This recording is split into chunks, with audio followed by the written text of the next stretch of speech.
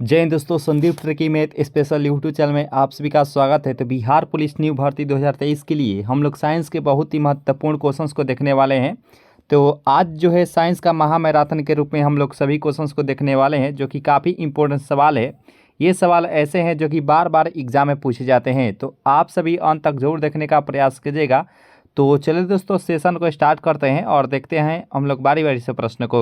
और यहाँ पे फर्स्ट ना प्रश्न है कि एस्टिग्मेटिज में एक बीमारी होती है, कानों की, आंखों की, गले की या नाक की। तो एस्टिग्मेटिज में जो बीमारी होती है, तो उम्मीद करते हैं आप सभी आंसर दिए होंगे ऑप्शन नंबर बी, यानी कि आंखों की यह एक प्रकार की बीमारी होती है। यानी कि जो बी ऑप्शन है इस प्रश्न का राइट आंसर हो जाएगा ऑप्शन नंबर बी।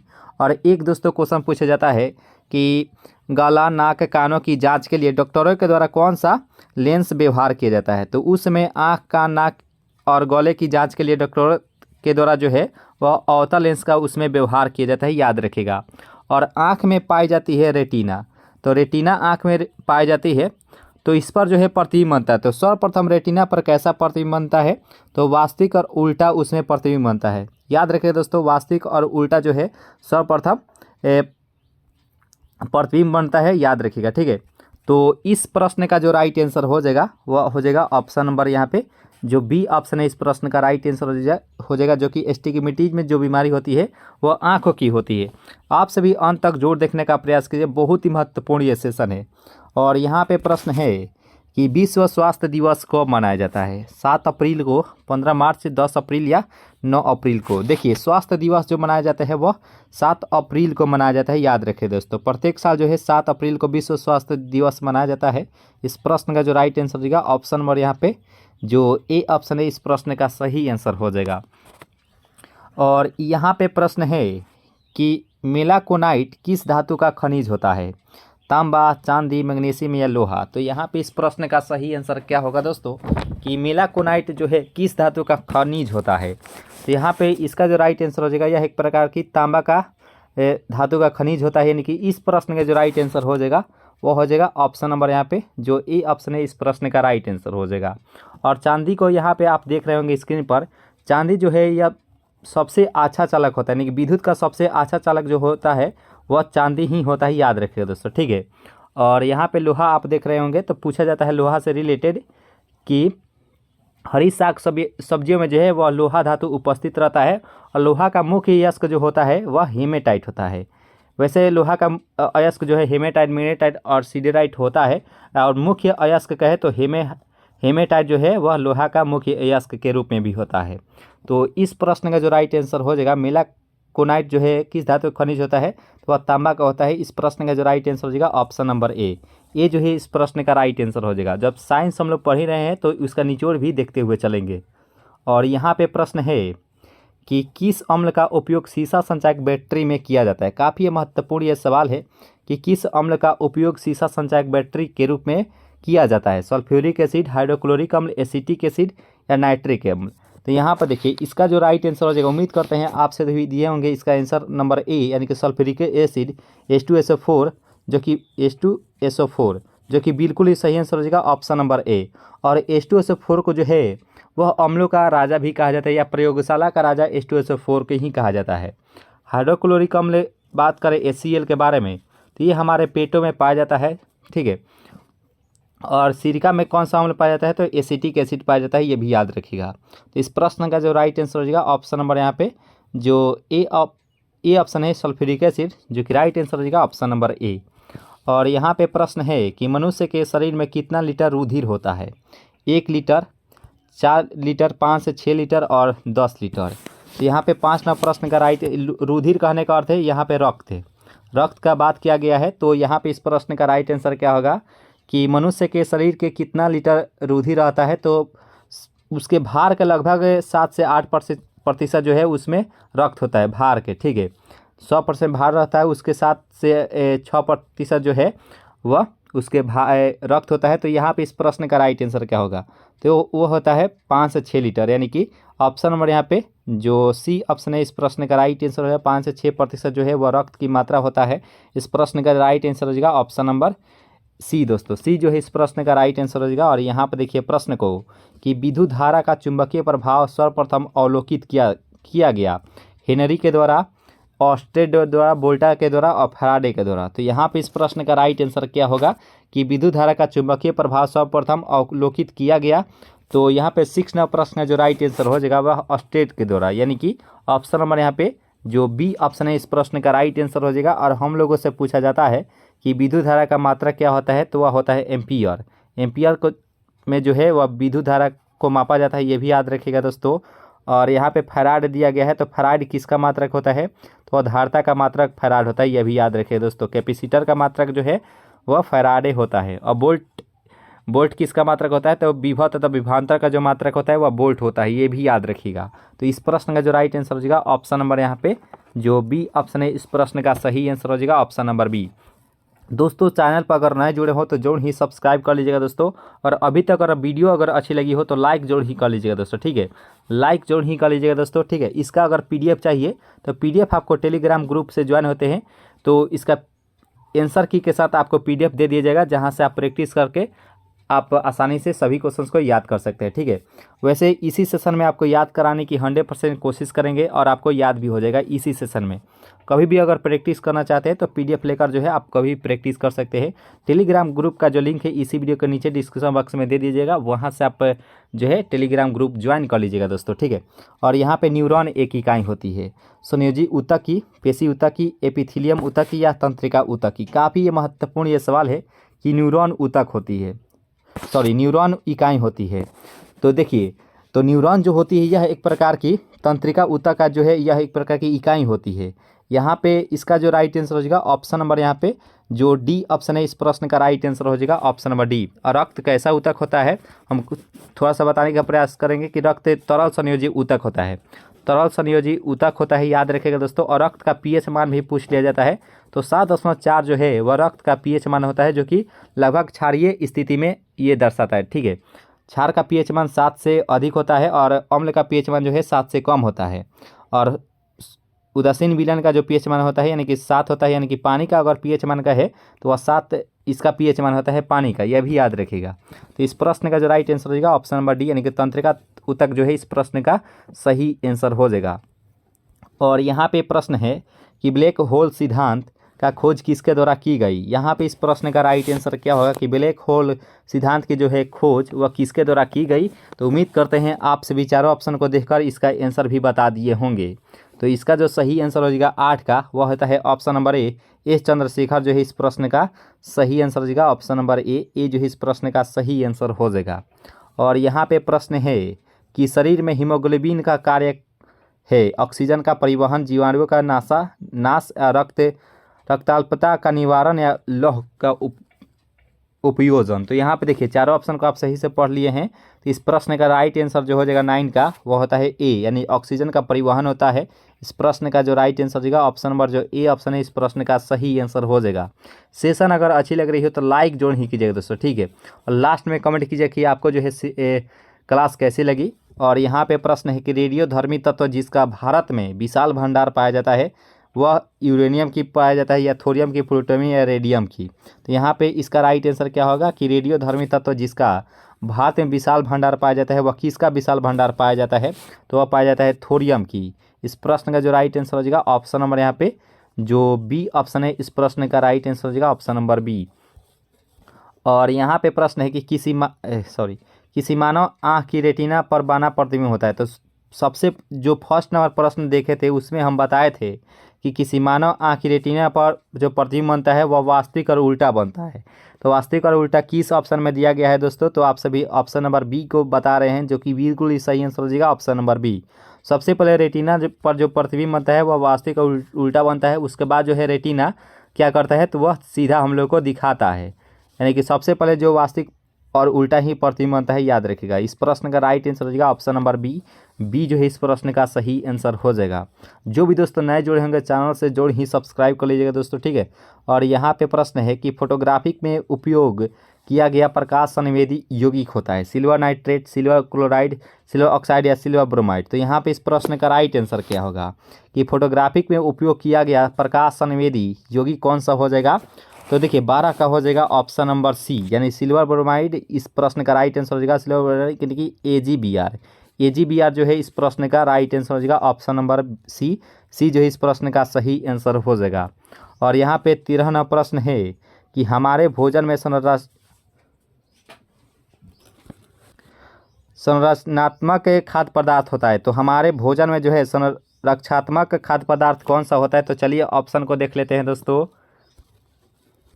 तो यहाँ पे 4 ऑप्शन आपको दिया गया है, तो इसका जो सही आंसर हो जाएगा 13 का वो होता है ऑप्शन नंबर यहाँ पे जो सी है विटामिन एवं खनिज, जो कि राइट आंसर हो जाएगा ऑप्शन नंबर यहाँ पे जो है सी ऑप्शन है इस प्रश्न का राइट आंसर हो जाएगा। 14वां प्रश्न है कि 1 ग्राम वाले पदार्थ का तापमान 1 डिग्री सेल्सियस बदलने के लिए आवश्यक ऊष्मा की मात्रा को क्या कहते हैं। यहाँ पे इस प्रश्न का राइट आंसर क्या होगा कि 1 ग्राम वाले पदार्थ का तापमान 1 डिग्री सेल्सियस बदलने के लिए आवश्यक ऊष्मा की मात्रा को क्या कहते हैं।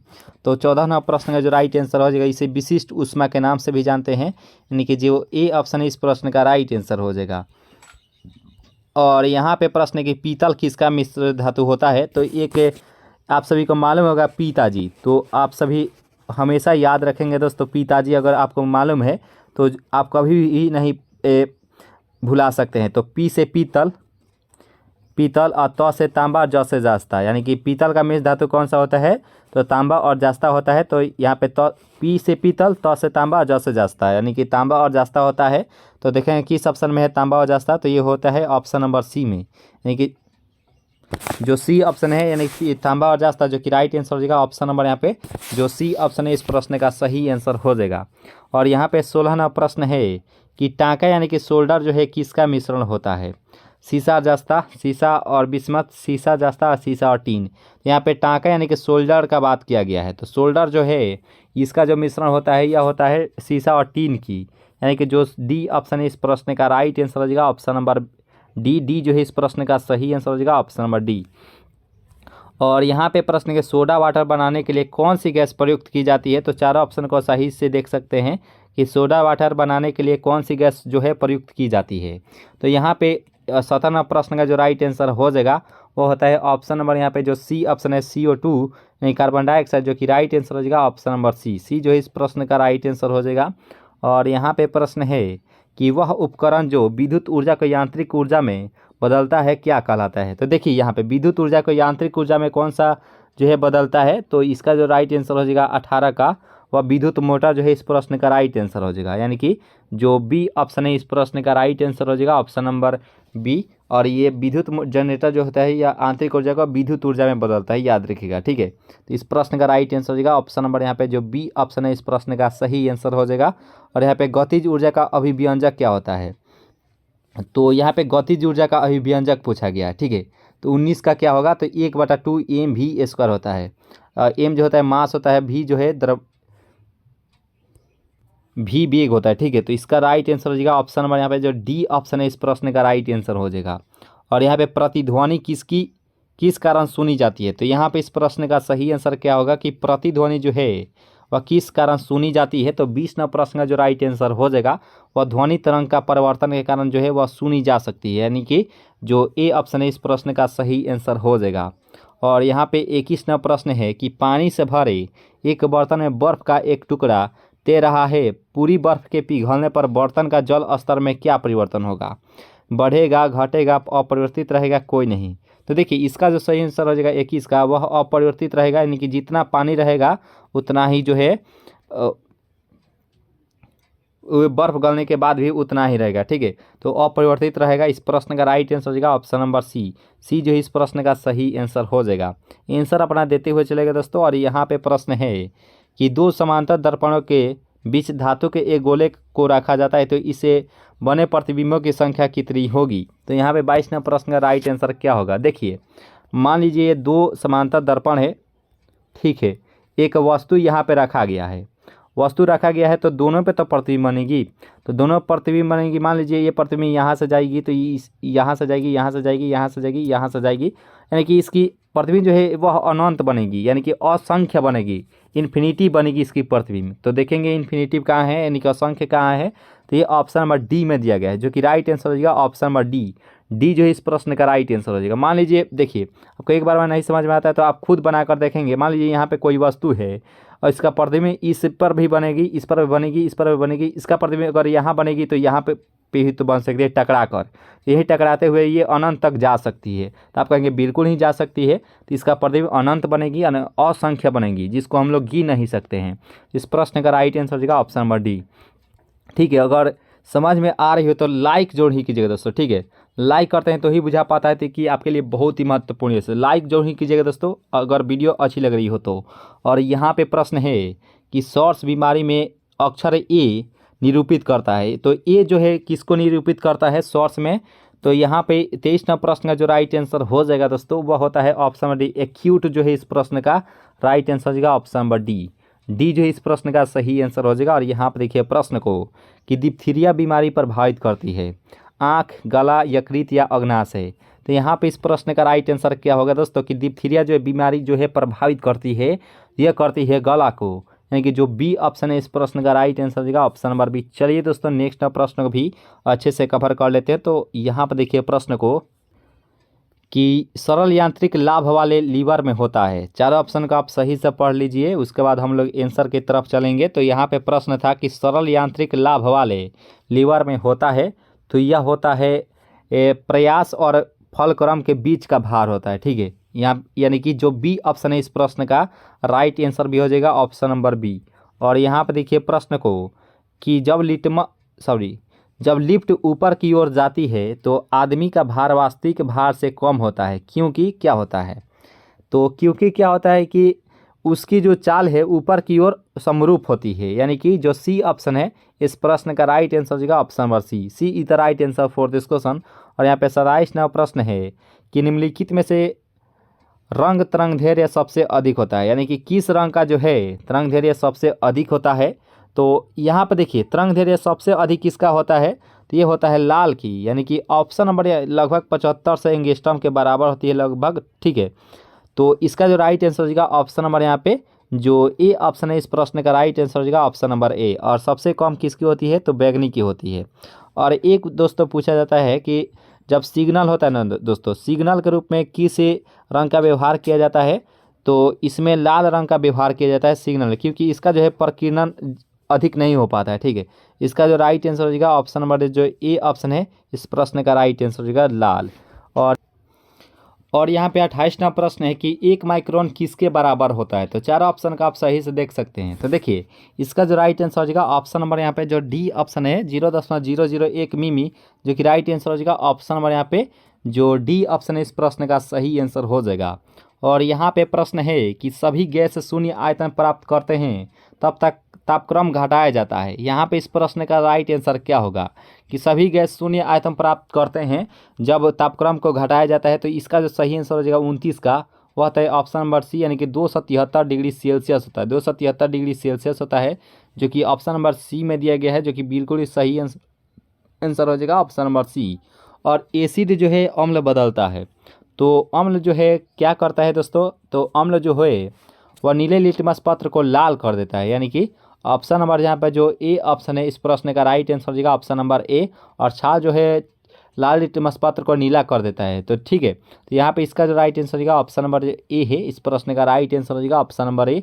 सेशन अगर अच्छी लग रही हो तो लाइक जरूर ही कीजिएगा दोस्तों, और अगर चाहे से अगर नए जुड़े हो तो जरूर ही सब्सक्राइब भी कर लीजिएगा दोस्तों। ठीक है, और यहाँ पे चीनी के घोल में तापक्रम बढ़ाने पर चीनी की विलेयता में क्या परिवर्तन होती है? घटती है, बढ़ती है, समान रहती है या कोई नहीं? तो देखिए चीनी के घोल में तापक्रम बढ़ाने पर चीनी की जो विलेयता होती है यह होती है वह उसकी विलेयता बढ़ जाती है, यानी कि ऑप्शन नंबर यहाँ पर जो बी ऑप्शन है इस प्रश्न का सही आंसर हो जाएगा। और यहाँ पे प्रश्न है कि कार्बन का शुद्धतम रूप कौन सा है? कोक, कास्ट कोयला, हीरा या कोयला? तो यहाँ पे इस प्रश्न का राइट आंसर क्या होगा? कार्बन का शुद्धतम रूप कौन सा हो जाएगा? तो कार्बन जो है एक प्रकार का अधातु होता है। ठीक है, और इसका जो है परमाणु संख्या 6 होता है, और इसका जो संयोजकता होती है वो 4 होती है, याद रखिएगा। ठीक है, तो यहाँ पे देखिए और कार्बन के शुद्धतम रूप कैसा होता है? तो इसका जो राइट आंसर है 32 का, वो होता है ऑप्शन नंबर यहाँ पे जो डी है हीरा, जो कि राइट आंसर हो जाएगा ऑप्शन नंबर डी। डी जो है इस प्रश्न का राइट आंसर हो जाएगा। और कार्बन की बात करें तो इसकी जो है सबसे अधिक जो है श्रृंखलन गुण भी दर्शाता है कार्बन, श्रृंखलन गुण सबसे अधिक कार्बन ही दर्शाता है। और आइए दोस्तों हीरा के बारे में ही बात करते हैं। तो हीरा का पूर्णांक 2.42 होता है, क्रांति कोण होता है 24.41 डिग्री होता है क्रांति कोण। और हीरा जो है प्रकृति में जो है सबसे कठोर पदार्थ जो है वह हीरा ही होता है। याद रखें दोस्तों, सबसे कठोर पदार्थ जो है वह हीरा ही होता है, और हीरा का जो है वह हाइब्रिडाइजेशन जो होता है वह sp3 होता है, ये भी याद रखेगा। इस प्रश्न का राइट आंसर हो जाएगा ऑप्शन नंबर डी। कहीं से क्वेश्चन आए आप जो है आसानी वैसे आंसर दे पाएंगे दोस्तों, इसलिए हम आपको निचोड़ बता रहे हैं दोस्तों, ठीक है। और यहाँ पे प्रश्न है कि निम्नलिखित में कौन सा तत्व कार्बनिक यौगिकों में मौजूद रहता है। देखिए, कार्बनिक यौगिक कहा गया है तो कार्बनिक यौगिक में जाहिर सी बात है उसमें कार्बन जरूर ही उपस्थित रहेगा। लगभग 95% तत्वों में जो है वह कार्बन उपस्थित रहता है, 95% तत्वों में, ठीक है। तो हम लोग आसानी वैसे आँख मूंद कर भी अगर देखेंगे तो कार्बन को ही हम लोग टिक लगाएंगे। तो इस प्रश्न का राइट आंसर हो जाएगा ऑप्शन नंबर यहाँ पे जो ए ऑप्शन है, इस प्रश्न का राइट आंसर हो जाएगा ऑप्शन नंबर ए। और यहाँ पे 34वां प्रश्न है, इसका अगर पीडीएफ चाहिए तो पीडीएफ आपको टेलीग्राम ग्रुप से ज्वाइन होते हैं तो इसका पीडीएफ डाउनलोड करके आप प्रैक्टिस कर सकते हैं। टेलीग्राम ग्रुप का जो लिंक है इसी वीडियो के नीचे डिस्क्रिप्शन बॉक्स में दिया जाएगा, ठीक है। वहाँ से आप जो है डाउनलोड करके प्रैक्टिस कर सकते हैं। और यहाँ पे प्रश्न देखिए कि कौन सी गैस का आवरण सूर्य से निकलती पराबैंगनी विकिरण को अवशोषित करता है, ओजोन, ऑक्सीजन, कार्बन डाइऑक्साइड या नाइट्रोजन। तो यहाँ पे इस प्रश्न का राइट आंसर क्या होगा कि कौन सी गैस से आवरण सूर्य के से निकलती पराबैंगनी विकिरण को अवशोषित करता है। तो 34वां प्रश्न का जो राइट आंसर हो जाएगा वह होता है ओजोन। ओजोन जो है इस प्रश्न का राइट आंसर हो जाएगा, ठीक है। और चलिए ओजोन से संबंधित हम लोग कुछ बातें जान लेते हैं। तो ओजोन का सूत्र होता है O3 और ओजोन दिवस 16 सितंबर को मनाया जाता है। और ओजोन जो है कहाँ पड़ता है तो समताप मंडल में पाया जाता है, यह भी याद रखिएगा। समताप मंडल में जो है वह ओजोन पाया जाता है, स्ट्रेटोस्फीयर में जो है वह ओजोन पाया जाता है, ठीक है। तो यहाँ पे इस प्रश्न का राइट आंसर हो जाएगा ऑप्शन नंबर जो ए ऑप्शन है, इस प्रश्न का राइट आंसर हो जाएगा। ओजोन से भी संबंधित रखता है CFC का ज़्यादातर जो है हम लोगों से पूछा जाता है कि फुल फॉर्म क्या होता है। तो क्लोरोफ्लोरोकार्बन होता है, याद रखिए दोस्तों, क्लोरोफ्लोरोकार्बन CFC का फुल फॉर्म होता है। तो चलिए दोस्तों नेक्स्ट प्रश्न भी कवर कर लेते हैं। सेशन अच्छी लग रही हो तो लाइक जरूर ही कीजिएगा दोस्तों। और यहाँ पर देखिए प्रश्न को, मायोपिक आँख किसके प्रयोग द्वारा ठीक की जा सकती है, अवतल लेंस, उत्तल लेंस, समतल दर्पण या अवतल दर्पण। तो यहाँ पे इस प्रश्न का राइट आंसर क्या होगा कि मायोपिक आँख किसके द्वारा जो है प्रयोग से जो है ठीक की जा सकती है। तो 35वां प्रश्न का जो राइट आंसर हो जाएगा वह अवतल लेंस के द्वारा, यानी कि ऑप्शन नंबर यहाँ पे जो ए ऑप्शन है, इस प्रश्न का राइट आंसर हो जाएगा ऑप्शन नंबर ए।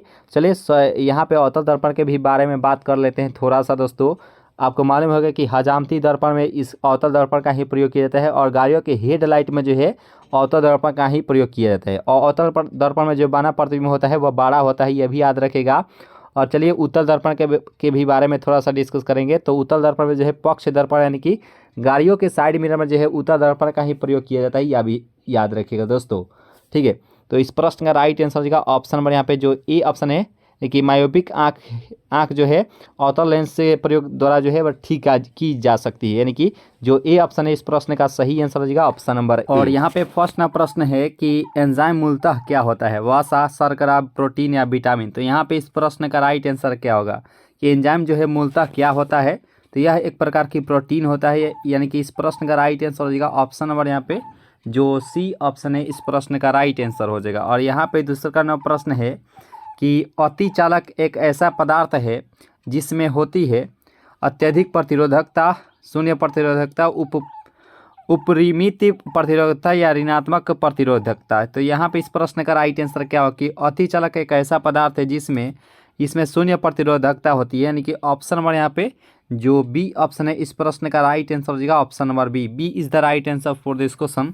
और यहाँ पे प्रश्न है जो कि काफ़ी महत्वपूर्ण यह सवाल है कि 1 हॉर्स पावर बराबर होता है 746 वाट के, 1000 वाट, 750 वाट, 500 वाट के। तो देखिए 1 हॉर्स पावर यहाँ पे पूछा गया है, तो यानी कहने का अर्थ है दोस्तों HP। तो इसका जो राइट आंसर होगा 746 वाट होता है।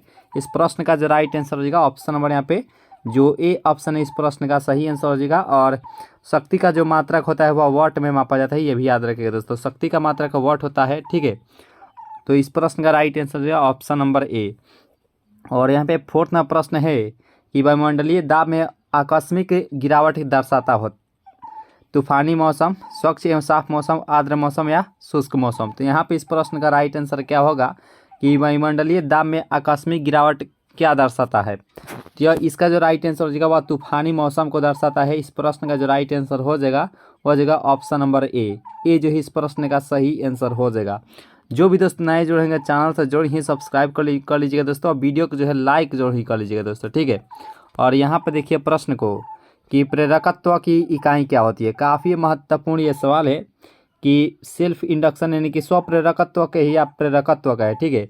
इसकी मात्रा क्या होता है? तो ओम, फेराड, हेनरी या कूलम्ब। तो देखिए बात करें प्रेरकत्व के बारे में तो इसका जो मात्रक होता है वह हेनरी में मापा जाता है, जिसे बड़े एच से सूचित करते हैं। प्रेरकत्व का है या अन्योन्य प्रेरणा के या स्वप्रेरकत्व का है, तीनों का जो मात्रक होता है वह हेनरी ही होता है, ये भी याद रखिएगा दोस्तों। ओम किसका मात्रक होता है? तो प्रतिरोध का मात्रक जो है वह ओम होता है, ये भी याद रखिएगा दोस्तों।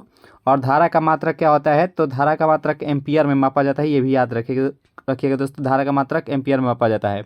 और फराड किसका मात्रक होता है? तो धारता का मात्रक होता है, नहीं कैपेसिटर का मात्रक होता है फराड, यानी कि धारता का मात्रक फैराड होता है। कूलम्ब किसका मात्रक होता है? तो आवेश का जो मात्रक होता है वह कूलम्ब होता है, ये भी याद रखिए दोस्तों, ठीक है। आवेश का मात्रक कूलम्ब होता है। और आवेश की बीमा का है एटी या आईटी होती है, ठीक है। एटी या आईटी जो है वो आवेश की बीमीय सूत्र होता है। तो इस प्रश्न का जो राइट आंसर हो जाएगा ऑप्शन नंबर यहाँ पे जो ए ऑप्शन है, सॉरी जो सी ऑप्शन है इस प्रश्न का राइट आंसर है हेनरी जो है इस प्रश्न का सही आंसर हो जाएगा। तो यहाँ पे प्रश्न देखिए कि रक्त कैंसर किसे कहा जाता है। काफ़ी महत्वपूर्ण यह सवाल है कि रक्त कैंसर जो है वह किसे कहा जाता है। तो देखिए इसका जो सही आंसर होगा 6 का वह होगा ल्यूकेमिया को, ठीक है। यानी कि जो सी ऑप्शन है इस प्रश्न का सही आंसर हो जाएगा option number C is the right answer for this question. Session अच्छी लग रही हो तो लाइक जरूर ही कीजिएगा दोस्तों। इसका अगर पीडीएफ चाहिए तो पीडीएफ आपको टेलीग्राम ग्रुप से ज्वाइन होते हैं तो इसका पीडीएफ डाउनलोड करके आप कभी प्रैक्टिस कर सकते हैं दोस्तों। और यहाँ पर देखिए प्रश्न को कि ध्वनि की इकाई क्या होती है। केल्विन, डेसिबल, न्यूटन या पास्कल। तो यहाँ पे इस प्रश्न का राइट आंसर क्या होगा कि ध्वनि की जो है वह इकाई क्या होती है। तो बात करें केल्विन की तो केल्विन यह होता है ताप की, ताप का इकाई केल्विन होता है। और ध्वनि का इकाई यहाँ पे डेसिबल दिया गया है, जो कि यहाँ पे इसका जो राइट आंसर हो जाएगा ऑप्शन नंबर बी जो है इस प्रश्न का राइट आंसर हो जाएगा। और दाब का जो मात्रक होता है वह पास्कल होता है। दाब का मात्रक होता है जो कि पास्कल होता है। और न्यूटन किसका मात्रक होता है? तो बल का मात्रक जो है न्यूटन होता है। तो हम चारों ऑप्शन को अच्छे से डिस्कस कर लिए हैं। तो इस प्रश्न का जो राइट आंसर हो जाएगा ऑप्शन नंबर बी जो इस प्रश्न का सही आंसर हो जाएगा। और यहाँ पे प्रश्न है कि टेलीग्राफी के आविष्कारक कौन है। काफ़ी महत्वपूर्ण ये सवाल है कि टेलीग्राफी के आविष्कारक कौन है। तो यहाँ पे 8-9 प्रश्न का जो राइट आंसर हो जाएगा मॉर्स सैमुअल जो है इस प्रश्न का सही आंसर हो जाएगा ऑप्शन नंबर ए जो है इस प्रश्न का सही आंसर हो जाएगा। और यहाँ पे 9 प्रश्न आप देख सकते हैं स्क्रीन पर, जो कि काफ़ी महत्वपूर्ण ये सवाल है कि ध्वनि की तीव्रता मापने के लिए किस यंत्र का प्रयोग किया जाता है। सोनोमीटर, आमीटर, ऑडियोमीटर या कोई नहीं। तो यहाँ पे ध्वनि की तीव्रता का मापने का बात किया गया है। तो देखिए इसका जो सही आंसर हो जाएगा वह ऑडियोमीटर से के द्वारा जो है ध्वनि की तीव्रता की माप किया जाता है। यानी कि इस प्रश्न का जो राइट आंसर हो जाएगा ऑप्शन नंबर यहाँ पे जो सी ऑप्शन है इस प्रश्न का सही आंसर हो जाएगा ऑप्शन नंबर सी।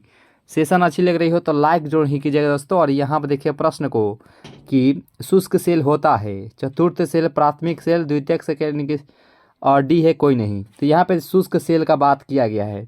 तो शुष्क सेल जो होता है यह एक प्रकार की प्राथमिक सेल होता है, ठीक है। यानी कि इसका जो राइट आंसर हो जाएगा ऑप्शन नंबर यहाँ पे जो बी ऑप्शन है इस प्रश्न का राइट आंसर हो जाएगा ऑप्शन नंबर बी जो है इस प्रश्न का राइट आंसर हो जाएगा। और यहाँ पे प्रश्न के चुंबकीय फ्लक्स की यूनिट क्या होती है। काफ़ी महत्वपूर्ण ये सवाल है। इससे रिलेटेड भी हम लोग बहुत ही आसानी से 4 से 5 क्वेश्चंस का आंसर जानेंगे दोस्तों कि चुंबकीय फ्लक्स का मात्रा क्या होता है, यानी कि इसका यूनिट पूछा है यानी कि मात्रक पूछा गया है। तो सबसे पहले इसके आंसर को जान लेते हैं। तो इसका जो आंसर हो जाएगा वह ऑप्शन नंबर ए हो जाएगा, यानी वेबर जो है चुंबकीय फ्लक्स का मात्रक होता है। और वहीं अगर विद्युतीय फ्लक्स का है, देखिए एक होता है चुंबकीय फ्लक्स, एक होता है विद्युतीय फ्लक्स। तो विद्युतीय फ्लक्स यहाँ पे फ्लक्स लिखेंगे। देखिए विद्युतीय फ्लक्स का मात्रक होता है वोल्ट मीटर जो होता है वह विद्युतीय फ्लक्स का मात्रक होता है। और चुंबकीय फ्लक्स का जो मात्रक होता है वह वेबर होता है। और टेस्ला किसका मात्रक होता है? विद्युत क्षेत्र की तीव्रता का जो है मात्रक जो है वह टेस्ला होता है।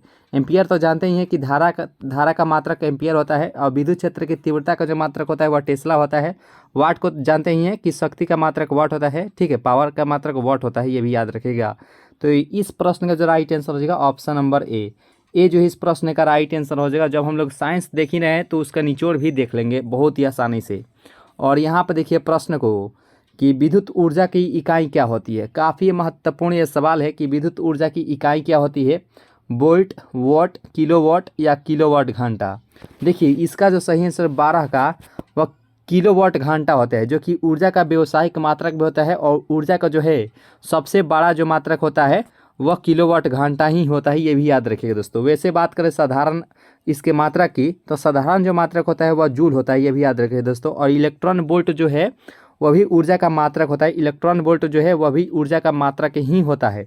और साधारण जो मात्रक होता है ऊर्जा का हम लोग सभी जानते ही हैं कि जूल होता है ऊर्जा का मात्रक। तो वैसे इस प्रश्न का जो राइट आंसर हो जाएगा वह हो जाएगा ऑप्शन नंबर डी। डी जो है इस प्रश्न का राइट आंसर हो जाएगा।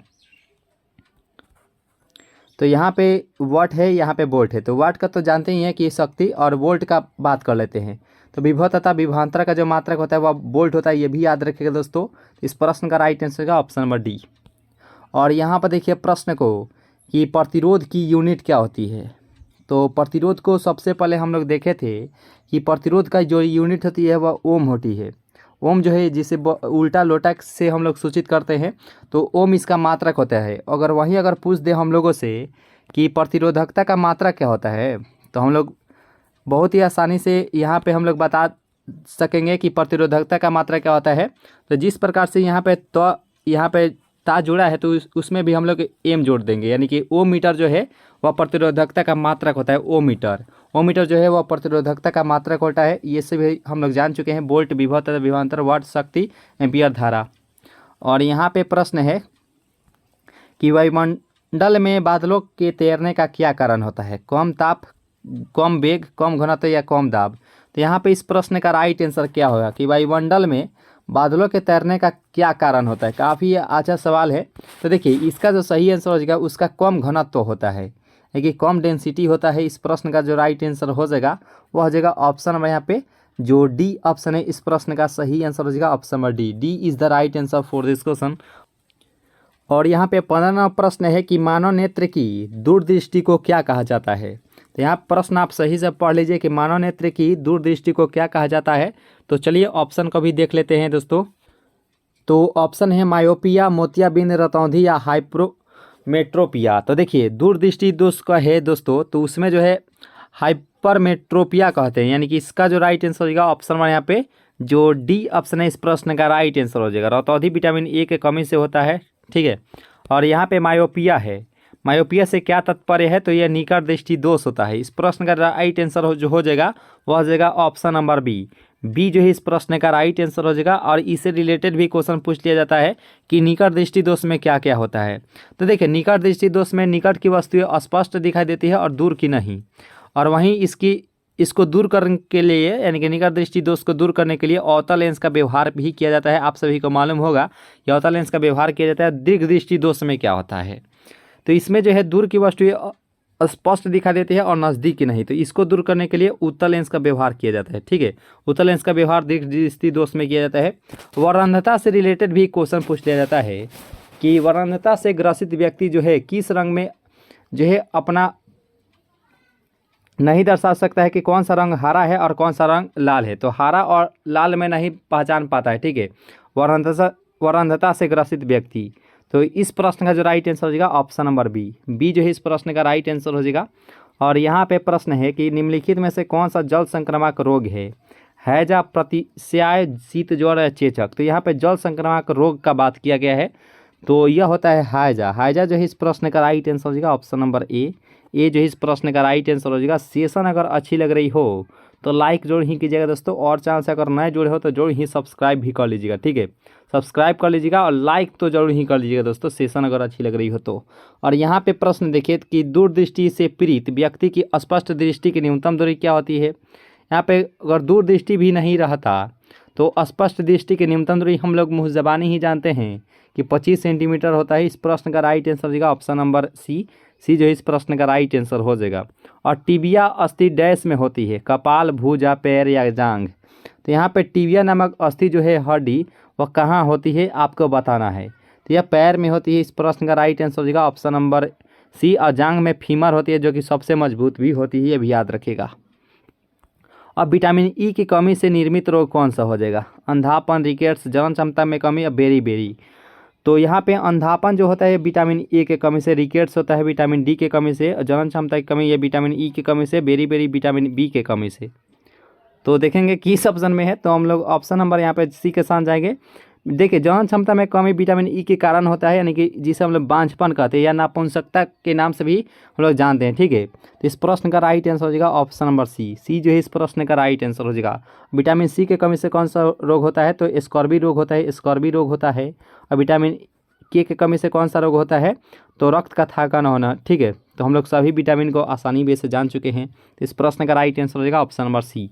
और यहाँ पे प्रश्न है कि किस अंग के दोषपूर्ण कार्य करने से मधुमेह यानी कि डायबिटीज रोग हो जाता है? फेफड़े, तीली, वृक्क या अग्नाशय। तो देखिए इसका राइट आंसर क्या होगा कि किस अंग के दोषपूर्ण कार्य करने से मधुमेह रोग हो जाता है? तो यहाँ पे एक ही प्रश्न है जो राइट आंसर हो जाएगा, वह हो जाएगा अग्नाशय। अग्नाशय जो है इस प्रश्न का राइट आंसर हो जाएगा option number D is the right answer for this question. और एस्टिग्मेटिज में एक बीमारी होती है, तो इसका जो राइट आंसर हो जाएगा वह हो जाएगा ऑप्शन नंबर यहाँ पे जो बी है आंखों की, जो कि राइट आंसर हो जाएगा ऑप्शन नंबर बी। और सॉर्स का पूर्ण रूप क्या होता है? तो सॉर्स का पूर्ण रूप क्या होता है दोस्तों, आपको बताना है। तो सीवियर एक्यूट रेस्पिरेटरी सिंड्रोम होता है, ठीक है। इस प्रश्न का राइट आंसर भी हो जाएगा ऑप्शन नंबर यहाँ पे जो ए ऑप्शन है, इस प्रश्न का राइट आंसर हो जाएगा। या इससे भी रिलेटेड एक क्वेश्चन पूछा जाता है कि सॉर्स तो दिया ही रहता है, इसमें ए का अर्थ क्या होता है? तो एक्यूट होता है, ये भी याद रखिएगा, ठीक है। इस प्रश्न का राइट आंसर होगा ऑप्शन नंबर ए। और यहाँ पे फॉलो के अध्ययन को क्या कहा जाता है? तो यहाँ पे इस प्रश्न का राइट आंसर क्या होगा कि फॉलो के अध्ययन को क्या कहा जाता है? तो फॉलो के अध्ययन को हम लोग पोमोलॉजी कहते हैं, ठीक है। इस प्रश्न का राइट आंसर होगा ऑप्शन नंबर यहाँ पे जो सी ऑप्शन है, इस प्रश्न का राइट आंसर हो जाएगा। नाशपाती का कौन सा भाग खाया जाता है? गुदेदार, पुष्पासन, बीजाणु, कली या दोनों। तो यहाँ पे इस प्रश्न का राइट आंसर क्या होगा कि नाशपाती का कौन सा जो भाग है वह खाया जाता है? तो यहाँ 25 का हो जाएगा ऑप्शन नंबर ए गुदेदार पुष्पासन हो जाएगा ऑप्शन नंबर यहाँ पे जो ए ऑप्शन है, इस प्रश्न का राइट आंसर हो जाएगा ऑप्शन नंबर ए। और यहाँ पे 26वां प्रश्न आप देख सकते हैं स्क्रीन पर, जो कि काफ़ी महत्वपूर्ण ये सवाल है कि रंजक व खाद्य पदार्थ बनाने में प्रयोग किया जाता है। कैरामल का, कार्नोलाइट का, कोई नहीं, या ब्रेजिंग का। यहाँ पे रंजक व खाद्य पदार्थ बनाने में प्रयोग किया जाता है, वह किया जाता है 26 का हो जाएगा कैरामल का, यानी कि जो ए ऑप्शन है, इस प्रश्न का राइट आंसर हो जाएगा ऑप्शन नंबर ए। और यहाँ पे प्रश्न आप देख सकते हैं स्क्रीन पर, जो कि काफ़ी अच्छा सवाल है कि नाइट्रोजन यौगिकीकरण के लिए कौन सी फसल सहायक होती है? चावल, गेहूँ, बीन्स या मकई। यहाँ पे इस प्रश्न का राइट आंसर क्या होगा कि नाइट्रोजन यौगिकीकरण के लिए कौन सी जो फसल है वह सहायक होती है? तो 27वां प्रश्न का जो राइट आंसर हो जाएगा वह बीन्स हो जाएगी। बीन्स जो है इस प्रश्न का राइट आंसर हो जाएगा option number C is the right answer for this question. और यहाँ पे 28वां प्रश्न है कि कोको का कौन सा भाग चॉकलेट में गंध के लिए इस्तेमाल किया जाता है? यहाँ पे इस प्रश्न का राइट आंसर क्या होगा कि कोको का कौन सा भाग चॉकलेट में गंध के लिए इस्तेमाल किया जाता है? तो चलिए ऑप्शन को देख लेते हैं। और यहाँ पे ऑप्शन है बीज, फूल, पत्ती या छाल। तो इसका जो राइट आंसर हो जाएगा वह बीज होता है, ठीक है। इस प्रश्न का राइट आंसर हो जाएगा ऑप्शन नंबर ए। और यहाँ पे रेबीज के टीके की खोज किसने की थी? तो देखिए रेबीज होता है कुत्ते या बिल्ली के काटने से होता है, और यह जो रेबीज होता है यह रेबिडो वायरस के कारण होता है, यानी कि वायरस यानी विषाणु के कारण होता है, ये भी याद रखिएगा। और इसके जो टीके का जो खोज है यह किया गया था लुई पास्चर के द्वारा, यानी कि ऑप्शन नंबर यहाँ पे जो बी ऑप्शन है, इस प्रश्न का राइट आंसर हो जाएगा ऑप्शन नंबर बी। और चेचक के टीके एडवर्ड जेनर ने किए थे, ठीक है। इस प्रश्न का राइट आंसर हो जाएगा ऑप्शन नंबर बी। और यहाँ पे मारुति 800 में सिलेंडरों की संख्या कितनी होती है? यहाँ पे मारुति 800 में सिलेंडरों की संख्या कितनी होती है?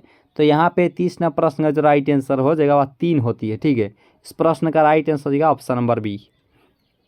वॉशिंग मशीन की कार्यप्रणाली किस सिद्धांत पर आधारित है? यहाँ पे इस प्रश्न का राइट आंसर क्या होगा कि वॉशिंग मशीन की कार्यप्रणाली किस सिद्धांत पर आधारित है? तो देखिए 31वां प्रश्न का जो राइट आंसर हो जाएगा वह अपकेंद्रीय पर जो है, इस प्रश्न का राइट आंसर हो जाएगा ऑप्शन नंबर यहाँ पे जो ए ऑप्शन है, इस प्रश्न का राइट आंसर हो जाएगा अपकेंद्रीय। और यहाँ पे प्रश्न है न्यूट्रॉन वे कण है जिनमें होता है ऋणात्मक धनात्मक कोई आवेश नहीं, और यहाँ पे है डी है कोई नहीं। देखिए न्यूट्रॉन वे कण होते हैं जिनमें क्या होते हैं, तो ये आवेश रहित होते हैं, यानी कि इसमें कोई आवेश नहीं होता है। इस प्रश्न का राइट आंसर हो जाएगा ऑप्शन नंबर जो सी ऑप्शन है, इस प्रश्न का राइट आंसर हो जाएगा। और इलेक्ट्रॉन के लिए ऋणात्मक होता है, प्रोटॉन के लिए धनात्मक होता है, और नाभिक में जो है प्रोटॉन और न्यूट्रॉन पाया जाता है जो कि उदासीन होता है, और इलेक्ट्रॉन चारों तरफ चक्कर लगाता है, ये भी याद रखिएगा दोस्तों।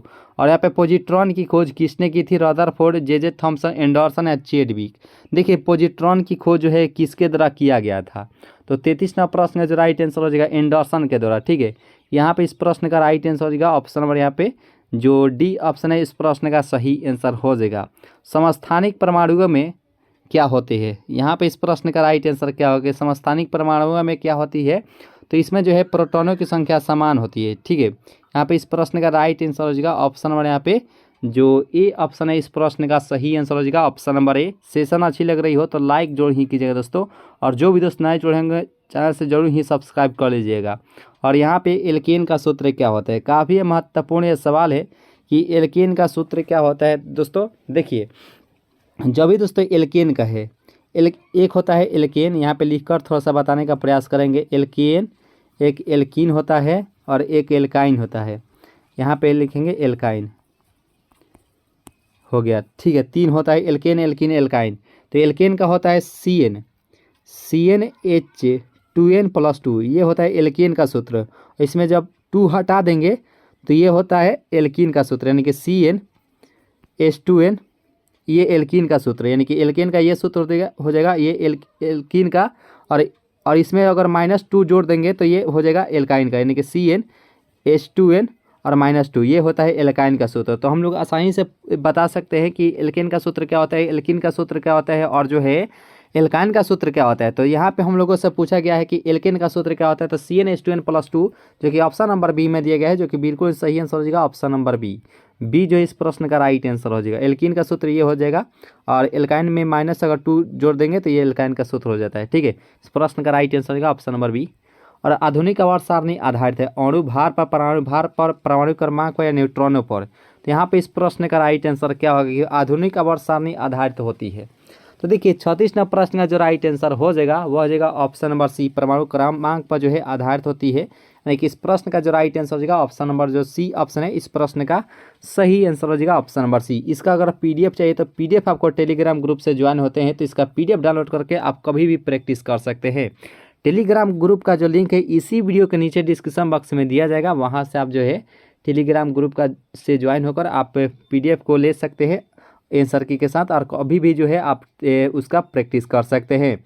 और यहाँ पे जिप्सम का व्यापारिक नाम क्या होता है, काफ़ी महत्वपूर्ण ये सवाल है कि जिप्सम का जो है व्यापारिक नाम क्या होता है, lead sulphide, iron sulphide, calcium sulphate या कैल्शियम कार्बोनेट। देखिए जिप्सन का बात किया गया है तो जिप्सन का होता है कैल्शियम सल्फेट होता है। इस प्रश्न का जो राइट आंसर हो जाएगा ऑप्शन नंबर यहाँ पे जो सी ऑप्शन है, इस प्रश्न का राइट आंसर हो जाएगा ऑप्शन नंबर सी। जिप्सम का जो उपयोग है, जो टूटी हड्डी होती है ना दोस्तों, टूटी हाथ की हड्डी हो या गोर की हड्डी या कहीं के भी हड्डी हो, उसमें जिप्सम का ही प्रयोग किया जाता है। इस प्रश्न का राइट आंसर हो जाएगा ऑप्शन नंबर सी। और यहाँ पे 38वां प्रश्न है, क्वार्ट्ज का रासायनिक नाम क्या होता है, calcium oxide, calcium phosphate, sodium phosphate या सोडियम सिलिकेट। तो यहाँ पे क्वार्ट्ज का रासायनिक नाम क्या होता है, चारों ऑप्शन का आप सही से देख सकते हैं दोस्तों कि इसका राइट आंसर क्या होगा, तो ये होता है सोडियम सिलिकेट, यानी कि जो डी ऑप्शन है, इस प्रश्न का राइट आंसर हो जाएगा option number D is the right answer for this question. और यहाँ पे प्रश्न है कि रेडियोधर्मिता की खोज किसके द्वारा किया गया था, Henry Becquerel, Jons Jacob Berzelius, Satyendranath Bose, Albert Einstein. Einstein के द्वारा क्या किया गया था, तो E = mc² दिया गया था, E = mc², यह आइंस्टीन बाबा के द्वारा दिया गया था। और यहाँ पे रेडियोधर्मिता की खोज किसके द्वारा की गई थी, तो यहाँ पे इस प्रश्न का जो राइट आंसर हो जाएगा वह हेनरी बेकुरल के द्वारा दिया गया था। इस प्रश्न का राइट आंसर हो जाएगा ऑप्शन नंबर ए जो है इस प्रश्न का सही आंसर हो जाएगा। और यहाँ पे प्रश्न है कि कंप्यूटर की भाषा में कंपाइलर होता है, तो यहाँ पे चारों ऑप्शन को सही से देख लीजिए। देखिए यहाँ पे कंपाइलर का बात किया गया है, तो ये होता है उच्च स्तरीय भाषा को मशीन स्तरीय भाषा में रूपांतरण करने का एक प्रोग्राम के रूप में होता है कंप्यूटर की भाषा में कंपाइलर। ठीक है, यानी कि इस प्रश्न का जो राइट आंसर हो जाएगा ऑप्शन नंबर यहाँ पे जो सी ऑप्शन है, इस प्रश्न का सही आंसर हो जाएगा। और यहाँ पे दूसरा नंबर प्रश्न है कि AWACS का पूर्ण रूप क्या होता है। काफ़ी महत्वपूर्ण ये सवाल है कि AWACS का पूर्ण रूप क्या होता है। तो इसका जो पूर्ण रूप होता है airborne warning and control system, यानी कि जो बी ऑप्शन है इस प्रश्न का सही आंसर हो जाएगा ऑप्शन नंबर बी, यानी कि airborne warning and control system ये होता है AWACS का फुल फॉर्म होता है। ठीक है, इस प्रश्न का राइट आंसर हो जाएगा ऑप्शन नंबर बी। और यहाँ पे थर्ड नंबर प्रश्न है कि निम्नलिखित में से कौन एक इनपुट डिवाइस नहीं है। यहाँ पे इनपुट डिवाइस के रूप में पूछा गया है कि कौन नहीं है। तो इसका जो सही आंसर हो जाएगा यह माइक्रो प्रोसेसर जो है ये नहीं होता है इनपुट डिवाइस, यानी कि ऑप्शन नंबर यहाँ पे जो डी ऑप्शन है इस प्रश्न का सही आंसर हो जाएगा ऑप्शन नंबर डी। और यहाँ पे फोर्थ नंबर प्रश्न है कि पोर्टलैंड सीमेंट का मुख्य संगठक इनमें से कौन सा हो जाएगा। काफ़ी महत्वपूर्ण ये सवाल है कि पोर्टलैंड सीमेंट का मुख्य संगठक इनमें से कौन सा है। तो इसका जो सही आंसर हो जाएगा वह चूना, सिलिका, एल्यूमिना और मैग्नीशिया होता है, यानी कि जो सी ऑप्शन है इस प्रश्न का सही आंसर हो जाएगा option number C. C is the right answer for this question. और यहाँ पे प्रश्न है कि फोटोग्राफी में पिक्चर के रूप में प्रयोग होता है। यहाँ पे काफ़ी महत्वपूर्ण ये सवाल है कि फोटोग्राफी में पिक्चर के रूप में प्रयोग होता है सोडियम थायोसल्फेट, बोरॉक्स, सोडियम सल्फेट या अमोनिया फॉस्फेट। तो इसका जो सही आंसर होगा 5 का और सोडियम थायोसल्फेट जो है इसमें प्रयोग किया जाता है, यानी कि जो ए ऑप्शन है इस प्रश्न का सही आंसर हो जाएगा ऑप्शन नंबर ए। आइए दोस्तों हम लोग 6 नंबर प्रश्न में देखते हैं जो कि काफ़ी महत्वपूर्ण ये सवाल है कि रेक्टिफायर का प्रयोग किया जाता है। काफ़ी महत्वपूर्ण ये सवाल है कि रेक्टिफायर का प्रयोग किया जाता है। तो इसमें जो है AC को DC में बदलने के लिए रेक्टिफायर का प्रयोग किया जाता है, यानी कि जो डी ऑप्शन है इस प्रश्न का सही आंसर हो जाएगा ऑप्शन नंबर डी। और यहाँ पे चलिए 7 नंबर प्रश्न को कवर कर लेते हैं जो कि काफ़ी महत्वपूर्ण ये सवाल है। इससे रिलेटेड हम लोग बहुत से सवालों को कवर करेंगे दोस्तों कि रतौंधी किस विटामिन की कमी से होता है।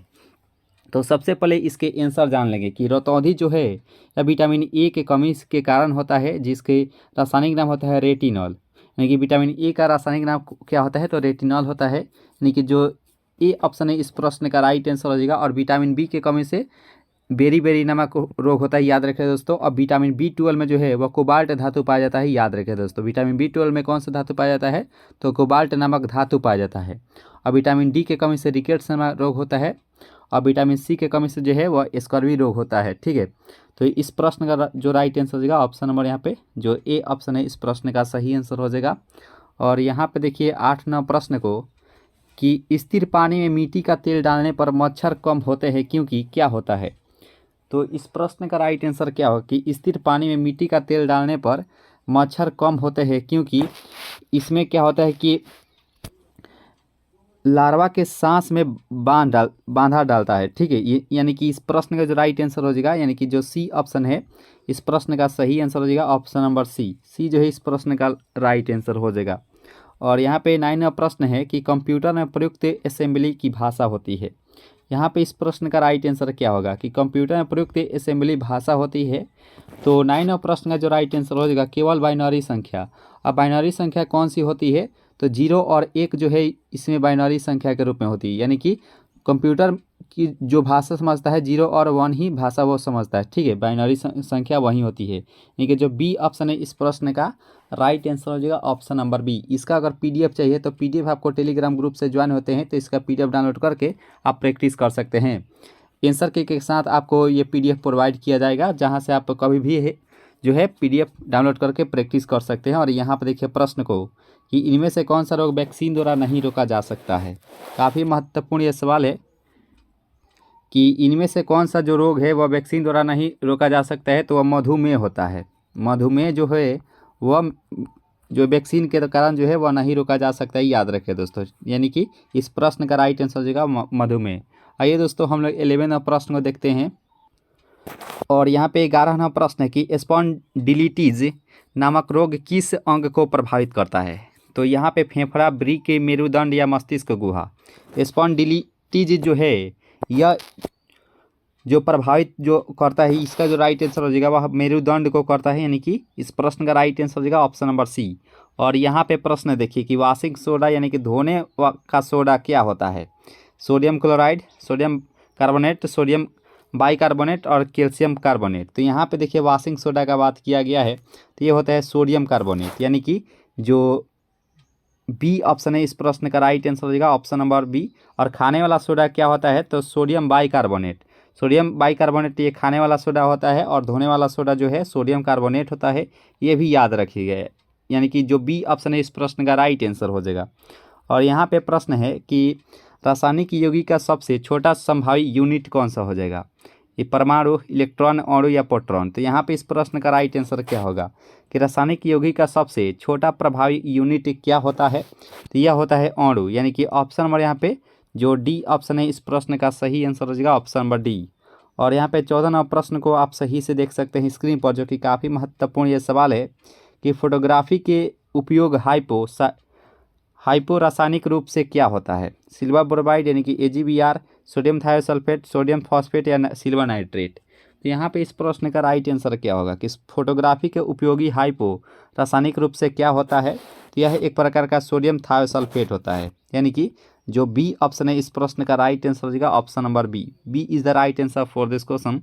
और यहाँ पे देखिए प्रश्न को कि मरकट यानी कि इमर से किससे बनाया जाता है। काफ़ी महत्वपूर्ण यह सवाल है कि मरकट जो है किससे बनाया जाता है, क्या कार्बन, सिलिका, स्वर्ण या बेरिलियम। तो देखिए इसका जो सही आंसर हो जाएगा यह बेरिलियम से जो है मरकट बनाया जाता है। यानी कि इस प्रश्न का राइट आंसर हो जाएगा ऑप्शन नंबर सी। सी जो है इस प्रश्न का सही आंसर हो जाएगा। और 16वां प्रश्न है कि किसके कमी के कारण अरक्तता होती है, आयोडीन, कैल्शियम, लोहा या पोटेशियम। यहाँ पे इस प्रश्न का सही आंसर क्या होगा कि किसके कमी के कारण जो है अरक्तता होती है, तो यह होती है लोहा के कमी से। यानी कि एनीमिया जो है वह लोहा के कमी से के कारण ही संभव हो पाती है। यानी कि इस प्रश्न का राइट आंसर हो जाएगा ऑप्शन नंबर जो डी ऑप्शन है इस प्रश्न का राइट आंसर हो जाएगा। लोहा जो है वह हरी साग सब्जियों में जो है वह लोहा उपस्थित रहता है, ये भी याद रखिएगा। और यहाँ पे प्रश्न है कि शुद्ध जल का जो है जल का शुद्ध होता है, यानी कि जल जो है वह शुद्ध कैसा होता है, ये वर्षा के जल जो है वह शुद्ध रूप से होता है। ठीक है, इस प्रश्न का राइट आंसर हो जाएगा ऑप्शन नंबर ए। ए जो है इस प्रश्न का राइट आंसर हो जाएगा। और जल का pH मान 7 होता है, क्योंकि जल जो है वह उदासीन होता है। और भारी जो जल होता है, भारी जल का सूत्र होता है वह D2O जो है भारी जल का सूत्र होता है। साधारण जल का सूत्र होता है H2O, ये भी याद रखेगा। वह भारी जल का अगर द्रव्यमान संख्या पूछे तो ये 20 होता है, ये भी याद रखेगा। और साधारण जल का अगर पूछे तो ये होती है 8 दूनी 16 यानी कि 2 18, यानी कि 18 जो है वह साधारण जल का द्रव्यमान संख्या होती है, और इसकी जो है वह 20 होती है, यह भी याद रखेगा। और यहाँ पे 58वां प्रश्न है कि नीली क्रांति किससे संबंधित है, कृषि से, लौह इस्पात, मत्स्य उद्योग या सिंचाई से। तो देखिए नीली क्रांति का बात किया गया है, तो ये नीली क्रांति जो संबंधित होता है वह मत्स्य उद्योग से होती है। यानी कि इस प्रश्न का राइट आंसर हो जाएगा ऑप्शन नंबर डी। और यहाँ पे 19वां प्रश्न है कि नाइट्रोजन यौगिकीकरण के लिए जिम्मेदार बैक्टीरिया निम्न के जड़ में पाया जाता है। यहाँ पे इस प्रश्न का राइट आंसर क्या होगा कि नाइट्रोजन यौगिकीकरण के लिए जिम्मेदार बैक्टीरिया निम्न के जड़ में पाया जाता है। तो इसका जो सही आंसर हो जाएगा वह हो जाएगा 19 का हो जाएगा ऑप्शन नंबर सी, CB के पौधे में। यानी कि ऑप्शन नंबर यहाँ पे जो सी ऑप्शन है इस प्रश्न का राइट आंसर हो जाएगा। और एक दोस्तों क्वेश्चन हम लोगों से ज़्यादातर एग्जाम में पूछ लिया जाता है कि दलहनी पौधों के जड़ों में जो है वह कौन सा जीवाणु पाया जाता है। कमेंट बॉक्स में आपका आंसर जरूर ही आना चाहिए कि दलहनी पौधों या पौधों के पेड़ों में जो है वह कौन सा जीवाणु पाया जाता है दलहनी पौधों में, ठीक है, उसके जड़ों में। और यहाँ पे प्रश्न है कि लोहे का सबसे बहुल स्रोत क्या होता है। तो ये हम लोग आसानी वैसे मुँह ज़बानी ही कवर किए थे कि लोहे का सबसे बहुल स्रोत क्या होता है, तो हरी साग सब्जियाँ होती है। यानी कि जो बी ऑप्शन है इस प्रश्न का राइट आंसर हो जाएगा। तो उम्मीद करते हैं आप सभी राइजोबियम बता दिए होंगे, जो कि दलहनी पौधों के जड़ों में जो है वह राइजोबियम नामक जीवाणु पाया जाता है, यह भी याद रखिएगा दोस्तों, ठीक है। और यहाँ पर देखिए प्रश्न को कि TEL पेट्रोल में क्यों मिलाया जाता है, यानी कि टेट्रा एथिल लेड जो है पेट्रोल में क्यों मिलाया जाता है। तो इसका जो सही आंसर होगा 21 का वह अस्फोटक रोधी दर बढ़ाने के लिए। यानी कि इस प्रश्न का राइट आंसर होगा ऑप्शन नंबर यहाँ पे जो डी ऑप्शन है इस प्रश्न का सही आंसर हो जाएगा। और यहाँ पे देखिए प्रश्न को कि मानव शरीर में सबसे प्रचुर तत्व इनमें से कौन सा हो जाएगा। देखिए मानव शरीर में सबसे प्रचुर तत्व इनमें से कौन सा हो जाएगा, तो इसका जो सही आंसर हो जाएगा दोस्तों तो वह होता है ऑक्सीजन। ऑक्सीजन यानी कि O2 होता है, ये भी याद रखिए दोस्तों। ऑक्सीजन जो है मानव शरीर में सबसे प्रचुर तत्व होता है, ठीक है। ऑक्सीजन जो है इस प्रश्न का राइट आंसर हो जाएगा। चलिए दोस्तों नेक्स्ट प्रश्न को कवर करते हैं। और यहाँ पर देखिए कि मानव रक्त का पीएच मान लगभग कितना होता है। तो मानव रक्त जो होता है वह लगभग जो है क्षारीय स्थिति दर्शाता है। तो क्षारीय में जो है वह 7.4 जो है वह रक्त का पीएच वैल्यू होता है। ये जो ऑप्शन नंबर जो बी ऑप्शन है इस प्रश्न का सही आंसर हो जाएगा ऑप्शन नंबर बी। यानी कि रक्त जो होता है वह तरल संयोजी ऊतक होता है, यह भी याद रखिएगा। तो जो बी ऑप्शन है इस प्रश्न का राइट आंसर हो जाएगा। और यहाँ पे 24वां प्रश्न है कि किस प्रक्रम द्वारा कर्पूर यानी कि कैंपर आसानी से शुद्ध किया जा सकता है। यानी कि कपूर नहीं होता है, तो ये इसका जो राइट आंसर हो जाएगा यह होता है ऑप्शन नंबर यहाँ पे जो ए है ऊर्ध्वपातन, जो कि राइट आंसर हो जाएगा। कपूर एक ऐसा जो है पदार्थ होता है जो कि ठोस अवस्था में रहते हुए भी ये जब जलता है तो ये सीधे द्रव में न बदलकर ये गैस अवस्था में बदल जाता है, जो कि ऊर्ध्वपातन के कारण ही जो है वह संभव हो पाता है। इस प्रश्न का राइट आंसर हो जाएगा ऑप्शन नंबर ए। और यहाँ पर देखिए प्रश्न होगा कि कार्बन का न्यूनतम प्रतिशत किस में होता है। काफ़ी ये महत्वपूर्ण ये सवाल है कि कार्बन का न्यूनतम प्रतिशत किस में होता है। तो 25वां प्रश्न का जो राइट आंसर हो जाएगा वह पीटवा लोहा में होता है। यानी कि जो सी ऑप्शन है इस प्रश्न का सही आंसर हो जाएगा ऑप्शन नंबर सी। और जो भी दोस्त नए जुड़ेंगे चैनल से जरूर ही सब्सक्राइब कर लीजिएगा, वीडियो को जो है लाइक जरूर ही कर लीजिएगा दोस्तों। और यहाँ पे प्रश्न है कि अत्यधिक आघात वर्ध्य धातु कौन सा हो। यहाँ पे प्लेटिनम, चांदी, सोना या लोहा। तो यहाँ पे इस प्रश्न का राइट आंसर क्या होगा कि अत्यधिक आघातवर्धक धातु कौन सा है। तो 26वां प्रश्न का जो राइट आंसर हो जाएगा वह सोना होता है। सोना जो है इस प्रश्न का राइट आंसर हो जाएगा। सोना जो है मुक्त अवस्था में पाया जाने वाला तत्व होता है, जो इसका जो है संचारण नहीं हो पाता है। और सोना की बात करें इसकी जो है यह किसी भी तत्व से जो है अभिक्रिया नहीं करता है। इस प्रश्न का राइट आंसर हो जाएगा ऑप्शन नंबर डी। और रक्त में कौन सा तत्व नहीं पाया जाता है। लोहा, तांबा, क्रोमियम या मैग्नीशियम। देखिए रक्त में जो है वह क्रोमियम नामक तत्व नहीं पाया जाता है। इस प्रश्न का जो राइट आंसर हो जाएगा ऑप्शन नंबर डी जो है इस प्रश्न का सही आंसर हो जाएगा। और 28वां प्रश्न आपके सामने है कि आलू के अंकुर उपयोगी है पोषण के लिए, श्वसन के लिए, जनन के लिए, कायिक वर्धन के लिए। तो यहाँ पे प्रश्न है कि आलू के अंकुर उपयोगी होते हैं, ये होते हैं जनन के लिए। यानी कि जो सी ऑप्शन है इस प्रश्न का सही आंसर हो जाएगा option number C is the right answer for this question. Session अगर अच्छी लग रही हो तो लाइक जरूर ही कीजिएगा दोस्तों। और चैनल पर अगर नए जुड़े हैं तो जरूर ही सब्सक्राइब भी कर लीजिएगा दोस्तों। इसका अगर पीडीएफ चाहिए तो पीडीएफ आपको टेलीग्राम ग्रुप से ज्वाइन होते हैं तो पीडीएफ आप डाउनलोड करके आप कभी प्रैक्टिस कर सकते हैं। टेलीग्राम ग्रुप का जो लिंक है इसी वीडियो के नीचे डिस्क्रिप्शन बॉक्स में दिया गया है। 29वां प्रश्न आपके सामने है कि निम्न में से किस पौधे के वृद्धि में सबसे कम जल की आवश्यकता होती है। बबूल, यूकेलिप्टस, अमरूद या आम। तो इसका जो सही आंसर रहेगा 29 का वह होते हैं बबूल के पेड़। यानी कि ऑप्शन वन यहाँ पे जो ए ऑप्शन है इस प्रश्न का राइट आंसर हो जाएगा ऑप्शन नंबर ए जो है इस प्रश्न का सही आंसर हो जाएगा। और यहाँ पे प्रश्न है कि विद्युत चुंबक के रूप में सामान्यतः किस धातु का उपयोग किया जाता है। नरम लोहा यानी कि सॉफ्ट आयरन, कोबाल्ट, निकेल या तांबा।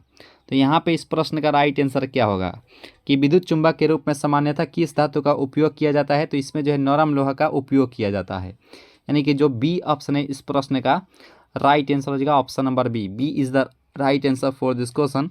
और यहाँ पे प्रश्न है कि गोबर गैस का प्रमुख अवयव इनमें से कौन सा हो जाएगा। यहाँ पे गोबर गैस का बात किया गया तो मीथेन, इथेन, क्लोरीन या प्रोपेन। तो यहाँ पे इस प्रश्न को देखते ही आपका आंसर आएगा ऑप्शन नंबर ए, जो कि बिल्कुल ही सही आंसर हो जाएगा ऑप्शन नंबर ए जो है इस प्रश्न का राइट आंसर हो जाएगा।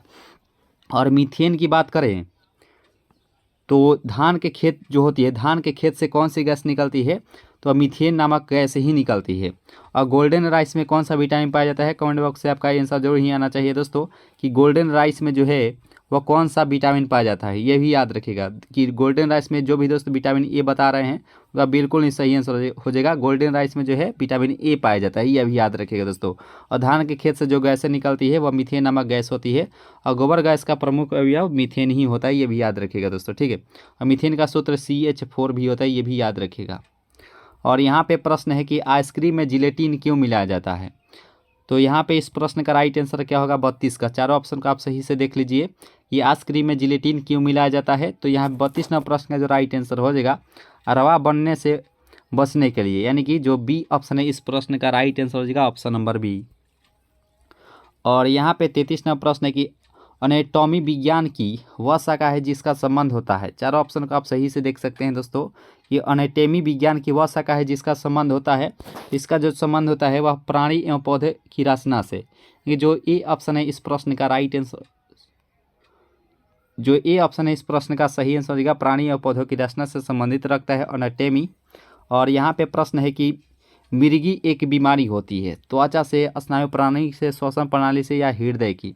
यहाँ पे मिर्गी एक बीमारी होती है तो ये होती है स्नायु प्रणाली की, यानी कि जो बी ऑप्शन है इस प्रश्न का सही आंसर हो जाएगा option number B. B is the right answer for this question. सबसे पहले वर्गीकरण किया था रदरफोर्ड, डोबेर, रेनॉल्ड, मेंडलीफ या डी है इनमें से कोई नहीं। तो आपसे भी अधिक से अधिक आंसर देने का प्रयास कीजिएगा। तो देखिए तत्वों का जो सबसे पहले वर्गीकरण जो किया गया था वह डोबेरेनर के द्वारा जो है वह किया गया था, जो कि ऑप्शन नंबर बी इसका राइट आंसर हो जाएगा। B is the right answer for this question. और यहाँ पे प्रश्न है, काफ़ी महत्वपूर्ण ये सवाल है कि वह सबसे छोटा कण जिसमें उस तत्व के सभी गुण वर्तमान हो वह कौन सा तत्व होता है। ठीक है, क्या परमाणु होता है, अणु या यौगिक या डी है इनमें से कोई नहीं। तो यह सिर्फ परमाणु ही होता है। इसका राइट आंसर हो जाएगा ऑप्शन नंबर ए। ए जो है इस प्रश्न का राइट आंसर हो जाएगा। और यहाँ पे प्रश्न है कि किसी तत्व के गुणों को प्रदर्शित करता है, तो यह इसका राइट आंसर क्या होगा कि किसी तत्व के गुणों को कौन सा जो है वह प्रदर्शित करता है। क्या परमाणु क्रमांक होता है, या परमाणु भार होते हैं, या अणु भार, या तुल्यांकी भार होता है। देखिए यह जो इसके गुणों को प्रदर्शित करता है वह उसके परमाणु क्रमांक ही जो है वह पूर्ण रूप से इसको प्रदर्शित करता है, इसके गुणों को, यानी कि इसका राइट आंसर हो जाएगा ऑप्शन नंबर ए। ये जो इस प्रश्न का राइट आंसर हो जाएगा। और यहाँ पे प्रश्न है कि हैलोजन में सर्वाधिक प्रभावशाली ऑक्सीकर्ता कौन सा हो जाएगा। दोस्तों अगर ऑक्सीकर्ता अगर सबसे पहले कहेगा तो हम लोग किसके साथ हम लोग जाएंगे। तो देखिए दोस्तों इसमें क्या, अगर ऑक्सीकरण अगर रहता तो ये फ्लोरीन जो है इस प्रश्न का राइट आंसर हो जाएगा।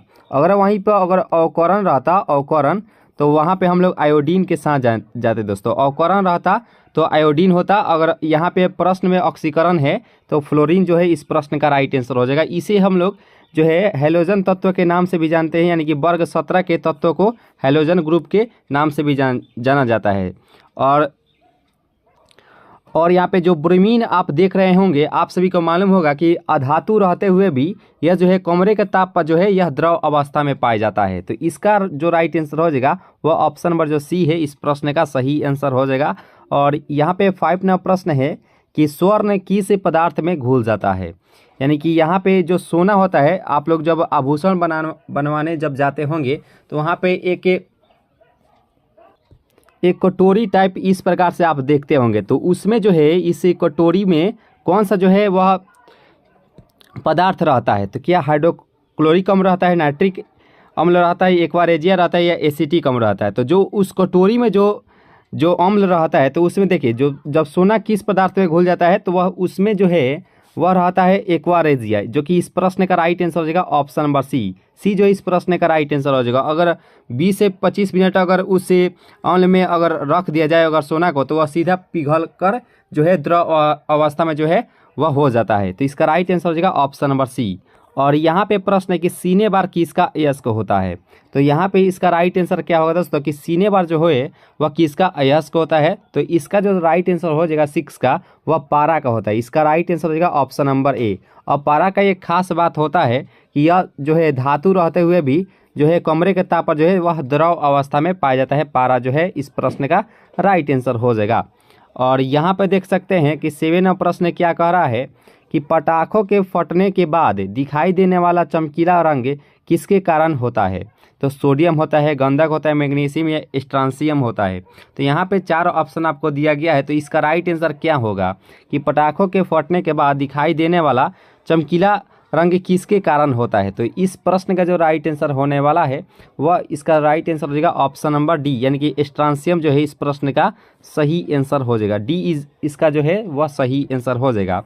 और यहाँ पे प्रश्न आप देख रहे होंगे कि किसके निष्कर्षण हेतु साइनाइड विधि प्रयुक्त होता है। यहाँ पे चांदी, मैंगनीज, तांबा और जास्ता यहाँ पे दिया गया है। तो इस प्रश्न का राइट आंसर क्या होगा कि किसके निष्कर्षण हेतु साइनाइड विधि का जो है प्रयुक्त होती है। तो इसका जो सही आंसर हो जाएगा 8 का, वह इसका राइट आंसर हो जाएगा चांदी। चांदी जो है इस प्रश्न का राइट आंसर हो जाएगा। और यहाँ पे चांदी की एक खास बात होती है, या विद्युत का सबसे अच्छा चालक भी होता है। विद्युत का जो है वह सबसे अच्छा जो चालक होता है वह चांदी ही होता है, याद रखिएगा। तो इस प्रश्न का राइट आंसर हो जाएगा ऑप्शन नंबर ए। अगर इस सीरीज को दोस्तों अच्छे से तैयारी कर लेते हैं तो विज्ञान सेक्शन से आपसे जो है एक भी प्रश्नोत्तर छूटने वाले नहीं है दोस्तों। इसके अंदर से ही जो है आपके एग्जाम में आने वाले हैं। तो आप सभी निश्चिंत रहिए और यहीं से जो है आपके एग्जाम में आने वाले हैं। और यहाँ पे प्रश्न है कि नाइट्रोजन का विस्फोटक यौगिक कौन सा हो जाएगा। अगर इसका जो है पीडीएफ लेना चाहते हैं, यानी कि पीडीएफ लेकर आप प्रैक्टिस करना चाहते हैं, तो टेलीग्राम ग्रुप का जो लिंक है आपको डिस्क्रिप्शन बॉक्स में दिया जाएगा। वहाँ से आप टेलीग्राम ग्रुप से ज्वाइन होकर इसका पीडीएफ जो है डाउनलोड करके आप प्रैक्टिस कर सकते हैं कभी भी दोस्तों, ठीक है। तो आप पीडीएफ जरूर ही डाउनलोड करके प्रैक्टिस कर लीजिएगा। इससे क्या होगा कि आपको 100 to 100% जो है आपको याद हो जाएगा। और यहाँ पे प्रश्न था कि नाइट्रोजन का विस्फोटक यौगिक इनमें से कौन सा हो जाएगा। जब भी दोस्तों इस प्रकार से क्वेश्चन रहेगा कि नाइट्रोजन का विस्फोटक यौगिक इनमें से कौन सा हो जाएगा, तो इसका जो सही आंसर हो जाएगा 9 का, वह हो जाएगा ऑप्शन नंबर ए, NCl3 होता है, NCl3, जो कि इस प्रश्न का राइट आंसर हो जाएगा ऑप्शन नंबर ए जो है इस प्रश्न का सही आंसर हो जाएगा। और ये क्वेश्चन जो है वह एग्जाम में पूछा जाता है कि विद्युत हीटर में जो है, विद्युत हीटर में वह किस तार का जो है वह प्रयुक्त किया जाता है। हीटर में जो है वह किस तार का प्रयुक्त किया जाता है। कमेंट बॉक्स में आपका आंसर जरूर ही आना चाहिए कि विद्युत हीटर में किस तार का जो है वह प्रयुक्त किया जाता है। और यहाँ पे 10वां प्रश्न भी आपके सामने आ चुका है कि हवा के वास्तविक जलवाष्प की मात्रा को क्या कहते हैं। तो यहाँ पे इसका राइट आंसर क्या होगा दोस्तों कि हवा के वास्तविक जलवाष्प की मात्रा को क्या कहते हैं। तो इसका 10 का राइट आंसर जो हो जाएगा वह परम आर्द्रता कहते हैं। इसका जो सही आंसर हो जाएगा वह ऑप्शन में जो यहाँ पे जो डी है इस प्रश्न का राइट आंसर हो जाएगा। और यहाँ पे प्रश्न है कि मानव निर्मित प्रथम रेशा कौन सा था, यानी कि जो मानव के द्वारा जो निर्मित किया गया था रेशा वह इनमें से कौन सा हो जाएगा। तो इसका जो सही आंसर हो जाएगा 11th का, वह हो जाएगा नाइलॉन। नाइलॉन जो है इस प्रश्न का सही आंसर हो जाएगा। जो बी ऑप्शन है इस प्रश्न का राइट आंसर हो जाएगा। और यहाँ पे 150 डिग्री सेल्सियस तक गर्म होने पर यूरिया देता है।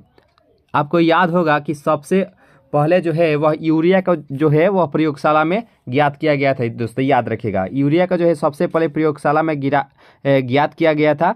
और यहाँ पे इसका राइट आंसर क्या होगा कि 150 डिग्री सेल्सियस तक गर्म होने पर यूरिया देता है। तो इसका जो सही आंसर हो जाएगा 12 का, वह वायुरेट जो है इस प्रश्न का राइट आंसर हो जाएगा, जो कि डी जो है इस प्रश्न का सही आंसर हो जाएगा।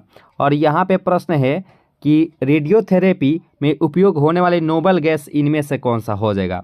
यहाँ पे इस प्रश्न का राइट आंसर क्या होगा कि रेडियोथेरेपी में उपयोग होने वाली नोबल गैस इनमें से कौन सा हो जाएगा। तो इसका जो सही आंसर हो जाएगा यहाँ पे 13वां प्रश्न का, वह हो जाएगा ऑप्शन नंबर बी, यानी कि रेडॉन जो है इस प्रश्न का सही आंसर हो जाएगा। जो यहाँ पे जो बी ऑप्शन है इस प्रश्न का राइट आंसर हो जाएगा। और यहाँ पे 14वां प्रश्न है कि नाभिकीय विखंडन को सर्वप्रथम प्रयोगात्मक तरीके से देखा गया था। तो इसका जो राइट आंसर हो जाएगा, यहाँ पे प्रश्न है कि नाभिकीय विखंडन को सर्वप्रथम प्रयोगात्मक तरीके से देखा गया था। तो ये स्ट्रासमस द्वारा जो है इस प्रश्न का राइट आंसर हो जाएगा। ऑप्शन नंबर यहाँ पे जो बी ऑप्शन है इस प्रश्न का राइट आंसर हो जाएगा। जो कि नाभिकीय विखंडन किस में होता है, तो परमाणु जो बम होता है, परमाणु बम, वह नाभिकीय विखंडन पर जो है वह कार्य करता है। और सूर्य का जो प्रकाश है वह नाभिकीय संलयन पर जो है वह कार्य करता है, यानी कि हाइड्रोजन बम जो है वह भी नाभिकीय संलयन पर ही कार्य करता है। और परमाणु बम जो है नाभिकीय विखंडन पर कार्य करता है, याद रखिएगा। तो इस प्रश्न का जो राइट आंसर हो जाएगा ऑप्शन नंबर बी।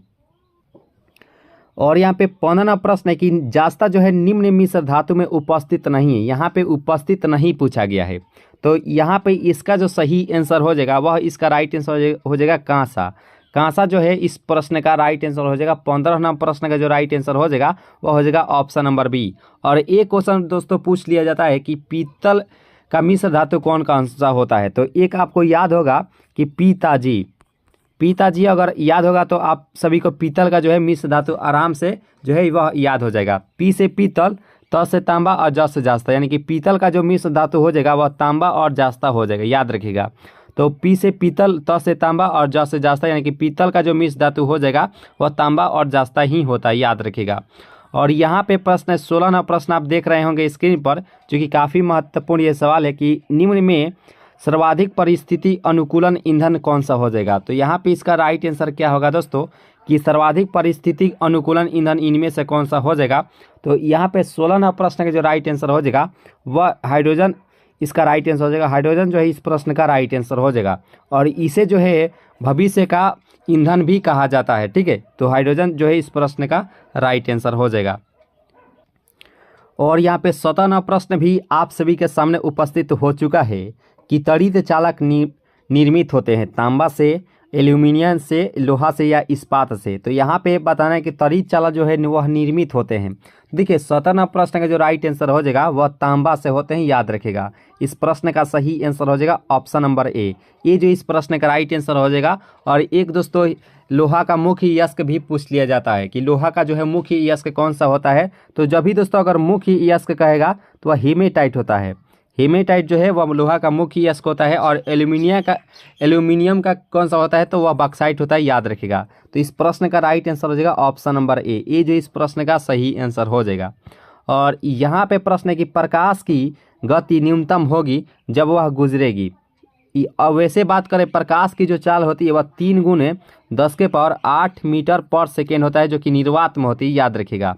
तो यहाँ पे बताना है कि प्रकाश की गति न्यूनतम यानी कि सबसे कम यहाँ पे किस माध्यम से जब गुजरेगी तो होगी। तो इसका जो राइट आंसर हो जाएगा 18वां प्रश्न का राइट आंसर अब तक आप दे दिए होंगे कि कांच जो है इस प्रश्न का राइट आंसर हो जाएगा। जो सी ऑप्शन है इस प्रश्न का सही आंसर हो जाएगा। C is the right answer for this question, यानी कि कांच यानी कि ग्लास जो इस प्रश्न का सही आंसर हो जाएगा। तो उम्मीद करते हैं यहाँ तक जो सेशन है आप सभी को अच्छी लगी होंगी। दोस्तों अगर लग रही होंगी तो लाइक जरूर कीजिएगा दोस्तों, और अगर चांस अगर नए जुड़े हों तो जरूर ही सब्सक्राइब कर लीजिएगा। और यहाँ पे प्रश्न के रेडियम प्राप्त होता है तो गैलेना से, हेमेटाइट से, पिच ब्लेंड से या बॉक्साइट से। दोस्तों यहाँ पे रेडियम का बात किया गया है तो इसका जो सही आंसर हो जाएगा 19 का वह हो जाएगा ऑप्शन नंबर सी, यानी कि पिच ब्लेंड से जो है इस प्रश्न का राइट आंसर हो जाएगा।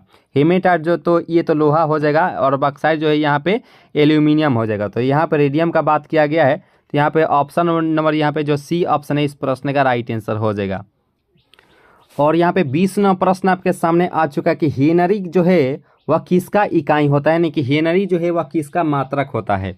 विद्युत धारिता, चुंबकीय क्षेत्र, प्रतिरोध या प्रेरकत्व। जब भी दोस्तों हेनरी का बात किया जाता है तो इससे बड़े एच से सूचित करते हैं। और हेनरी जो मात्रक होता है तो वह स्व प्रेरकत्व या अनन्य प्रेरण का जो है वह मात्रक होता है, यानी कि प्रेरकत्व जो है इस प्रश्न का राइट आंसर हो जाएगा। जो यहाँ पे जो सी ऑप्शन है इस प्रश्न का राइट आंसर हो जाएगा। और धारिता की बात करें तो धारिता का जो मात्रक हो जाएगा वह फैराड होता है, याद रखेगा। फैराडे जो है वह इसका मात्रक होता है जो कि इससे हम लोग बड़े एफ से सूचित करते हैं। प्रतिरोध का मात्रक ओम होता है, जिसे उल्टा लोटा से हम लोग सूचित करते हैं। आपको याद रहेगा प्रतिरोध का मात्रक जो है वह ओम होता है। और जो दोस्तों आपसे एक सवाल है कि धारा का जो है वह मात्रक क्या होता है? कमेंट बॉक्स में आपका आंसर जरूर ही आना चाहिए कि धारा का जो है वह मात्रक क्या होता है। तो इस प्रश्न का जो राइट आंसर हो जाएगा वह ऑप्शन नंबर जो सी ऑप्शन इस प्रश्न का राइट आंसर हो जाएगा। सेशन अगर अच्छी लग रही हो तो जरूर ही लाइक कीजिएगा दोस्तों। और यहाँ पे प्रश्न है कि 1 जूल कितने कैलोरी के बराबर होता है? थोड़ा सा यहाँ पे जूल के बारे में बताना चाहते हैं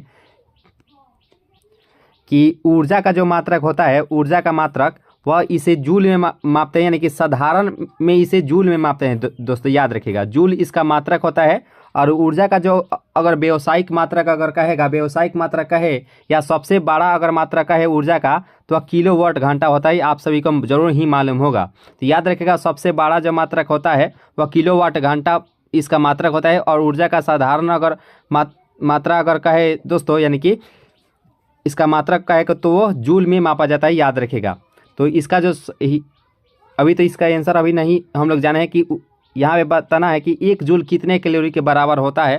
तो इसका जो सही आंसर हो जाएगा 21 का क्या होगा दोस्तों? ये 0.24 के बराबर होता है। इसका राइट आंसर हो जाएगा ऑप्शन नंबर यहाँ पे जो डी ऑप्शन है इस प्रश्न का सही आंसर हो जाएगा। उम्मीद करते हैं यहाँ तक जो सेशन है आप सभी बहुत ही अच्छे से कवर किए होंगे। और यहाँ पे प्रश्न है कि पानी का अणु भार होता है तो 16 एटॉमिक मास यूनिट, यानी कि 18 AMU। और यहाँ पे 4 ऑप्शन आपको दिया गया है, ठीक है। तो देखिए पानी का जब ही दोस्तों अगर अणु भार का अगर बात किया जाए तो इसका जो सही आंसर हो जाएगा 22 का वह हो जाएगा ऑप्शन नंबर बी, यानी कि 18 एटॉमिक मास यूनिट के बराबर होता है। यानी कि इसका राइट आंसर हो जाएगा ऑप्शन नंबर बी जो है इस प्रश्न का सही आंसर हो जाएगा। और यहाँ पे प्रश्न है कि MKS पद्धति में बल की इकाई क्या होता है। यहाँ पे MKS पद्धति में कहा गया है, ठीक है। तो डाइन होता है, न्यूटन होता है, फ्लक्स होता है या पाउंड होता है। तो यहाँ पे MKS पद्धति में बल का इकाई क्या होता है, तो इसका जो सही आंसर हो जाएगा यहाँ पे 23 का, वह हो जाएगा ऑप्शन नंबर बी, यानी कि यहाँ पे न्यूटन जो है इस प्रश्न का राइट आंसर हो जाएगा ऑप्शन नंबर बी। अगर CGS पद्धति में अगर कहा था CGS, तो वह डाइन होता है, याद रखिएगा दोस्तों। बल का जो मात्रक इकाई हो जाता है CGS पद्धति में, तो वह डाइन ही होता है, याद रखिएगा। तो इसका जो सही आंसर हो जाएगा वह हो जाएगा ऑप्शन नंबर बी जो इस प्रश्न का राइट आंसर हो जाएगा। और यहाँ पे प्रश्न है कि शरीर में ऊतकों का निर्माण होता है। तो यहाँ पे इस प्रश्न का राइट आंसर क्या होगा दोस्तों, कि शरीर में जो है वह ऊतकों का निर्माण किससे होता है। कैल्शियम से होता है, वसा से होता है, प्रोटीन से होता है या विटामिन से होता है। तो यहाँ पे इस प्रश्न का जो राइट आंसर हो जाएगा 24 का, वह हो जाएगा ऑप्शन नंबर डी, यानी कि प्रोटीन से जो है इस प्रश्न का सही आंसर हो जाएगा। यहाँ पे जो डी ऑप्शन है इस प्रश्न का राइट आंसर हो जाएगा। और यहाँ पे 25वां प्रश्न भी आप सभी के सामने उपस्थित हो चुके हैं। कांच एक प्रकार का क्या है, अतिशीतित द्रव है, पॉलीमर है, क्रिस्टल है या धातु है। जब हम लोग 12th क्लास में थे तो ये क्वेश्चन हर बार पूछा जाता था कि कांच को और किस नाम से जाना जाता था। तो देखिए दोस्तों, कांच को जो है अतिशीतित द्रव के नाम से भी जाना जाता है, याद रखिएगा। तो यहाँ पे इस प्रश्न का जो राइट आंसर हो जाएगा यहाँ पे वह ऑप्शन नंबर ए जो है इस प्रश्न का सही आंसर हो जाएगा। कांच को जो है अतिशीतित द्रव के नाम से भी जाना जाता है, याद रखिएगा। तो यहाँ पे जो ए ऑप्शन है इस प्रश्न का राइट आंसर हो जाएगा। और यहाँ पे 26वां प्रश्न है कि इंटीग्रेट सर्किट चिप पर किसकी परत होती है। तो सिलिकॉन की, निकिल की, कॉपर की या आयरन की। तो इंटीग्रेट सर्किट चिप पर जो है किसकी परत होती है। तो यहाँ पे इसका जो सही आंसर हो जाएगा 26 का, वह हो जाएगा सिलिकॉन की होती है, याद रखिएगा। इसका जो राइट आंसर हो जाएगा ऑप्शन नंबर यहाँ पे जो ए ऑप्शन इस प्रश्न का सही आंसर हो जाएगा। सेशन अगर अच्छी लग रही हो तो लाइक जरूर ही कीजिएगा, और अगर चैनल से अगर नए जुड़े हो तो जरूर ही सब्सक्राइब कर लीजिएगा। इसका जो PDF है आपको टेलीग्राम ग्रुप से ज्वाइन होते हैं तो आपको PDF ये मिल जाएगा दोस्तों आंसर की के साथ, जहां से आप डाउनलोड करके आप प्रैक्टिस कर सकते हैं कभी भी दोस्तों। टेलीग्राम का जो लिंक है वह इसी वीडियो के नीचे डिस्क्रिप्शन बॉक्स में दिया गया है। और यहाँ पे प्रश्न है कि चुंबकीय डिस्क पर किस पदार्थ की परत होती है। यहाँ पे इस प्रश्न का राइट आंसर क्या होगा दोस्तों, कि चुंबकीय डिस्क पर जो है वह किस पदार्थ की जो है वह परत होती है। तो 27वां प्रश्न का जो राइट आंसर हो जाएगा वह आयरन ऑक्साइड की ही होती है, याद रखिएगा। इसका जो राइट आंसर हो जाएगा वह राइट आंसर हो जाएगा ऑप्शन नंबर ए। और यहाँ पे पीयूष ग्रंथि स्थित होता है। ये सभी को मालूम होगा कि पीयूष ग्रंथि जो स्थित रहता है वह सभी को मालूम होगा कि वह इसका राइट आंसर हो जाएगा ऑप्शन नंबर बी, यानी कि सिर में जो है वह उपस्थित रहता है। जो कि मान लीजिए ये हमारा सिर है तो वह पीछे जो है वह पीयूष ग्रंथि जो है वह उपस्थित रहता है, ठीक है। इसका जो राइट आंसर हो जाएगा ऑप्शन नंबर बी दोस्तों। इसे पीयूष ग्रंथि के जो है वह मास्टर ग्लैंड के नाम से भी जाना जाता है, यानी कि मास्टर ग्रंथि के भी नाम से जाना जाता है, याद रखिएगा दोस्तों। इसका राइट आंसर हो जाएगा ऑप्शन नंबर बी। और यहाँ पे 29वां प्रश्न है कि विटामिन ई की कमी से होता है। तो इससे रिलेटेड हम लोग 5 से 6 हम लोग जानेंगे दोस्तों विटामिन की कमी से दोस्तों, याद रखिएगा। देखिए यहाँ पे विटामिन ई की बात करें तो ये इसका जो राइट आंसर हो जाएगा वह नपुंसकता होता है, यानी कि नहीं होता है कि बांझपन। इसे नपुंसकता यानी कि बांझपन इसे कहते हैं दोस्तों, याद रखिए दोस्तों, बांझपन। और इसका जो राइट आंसर हो जाएगा वह ऑप्शन नंबर यहाँ पे जो डी ऑप्शन है इस प्रश्न का राइट आंसर हो जाएगा। और बेरी किसके कमी से होता है, तो विटामिन बी के कमी से होता है बेरी दोस्तों, याद रखेगा। और रतौंधी किसके कारण होता है, तो विटामिन ए के कमी से रतौंधी होता है। और रिकेट्स किसके कारण होता है, तो विटामिन डी के कमी से जो है वह जो है रिकेट्स होता है। और एक क्वेश्चन पूछा जाता है कि रक्त का थाका होना वह किस विटामिन की कमी से होता है, तो विटामिन के कमी से, याद रखेगा। और एक दोस्तों क्वेश्चन पूछा जाता है कि विटामिन B12 में जो है वह कौन सा धातु जो है वह पाया जाता है, याद रखेगा दोस्तों। कमेंट बॉक्स से आप जरूर ही बताने का प्रयास कीजिएगा कि विटामिन B12 में जो है वह कौन सा जो है वह धातु पाया जाता है, जल्दी से कमेंट करने का प्रयास कीजिएगा। तो इस प्रश्न का जो राइट आंसर हो जाएगा विटामिन ई की कमी से जो होता है वह नपुंसकता होता है। इसका राइट आंसर हो जाएगा ऑप्शन नंबर डी। नपुंसकता कहे या बांझपन कहे दोनों सेम ही होता है, इसका राइट आंसर हो जाएगा ऑप्शन नंबर डी। और यहाँ पे प्रश्न है कि प्रति सेकेंड एक रेडियम कितने RPM के बराबर होता है। तो यहाँ पे 30वां प्रश्न का राइट आंसर क्या होगा दोस्तों, कि प्रति सेकेंड एक रेडियम कितने RPM के बराबर होता है। तो यहाँ पे 30 प्रश्न का जो राइट आंसर हो जाएगा वह जगह ऑप्शन नंबर बी, यानी कि 9.549 होता है, यानी कि इसका राइट आंसर हो जाएगा ऑप्शन नंबर बी जो इस प्रश्न का राइट आंसर हो जाएगा। उम्मीद करते हैं यहाँ तक जो सेशन है आप सभी को बहुत ही अच्छी लगी होगी, और लग रही होंगी अच्छी तो जरूर ही लाइक एक कीजिएगा, लास्ट में कमेंट कीजिएगा कि ये सेशन आपको कैसा लगा, है ना दोस्तों। और यहाँ पे प्रश्न है कि FIR में आई अक्षर का घोतक क्या होता है, यानी कि आई अक्षर का जो है वह अर्थ क्या होता है। तो यहाँ पे आई अक्षर का जो अर्थ होता है, यहाँ पे इसका जो राइट आंसर हो जाएगा 31 का, वह इंफॉर्मेशन होता है। इसका राइट आंसर हो जाएगा ऑप्शन नंबर ए।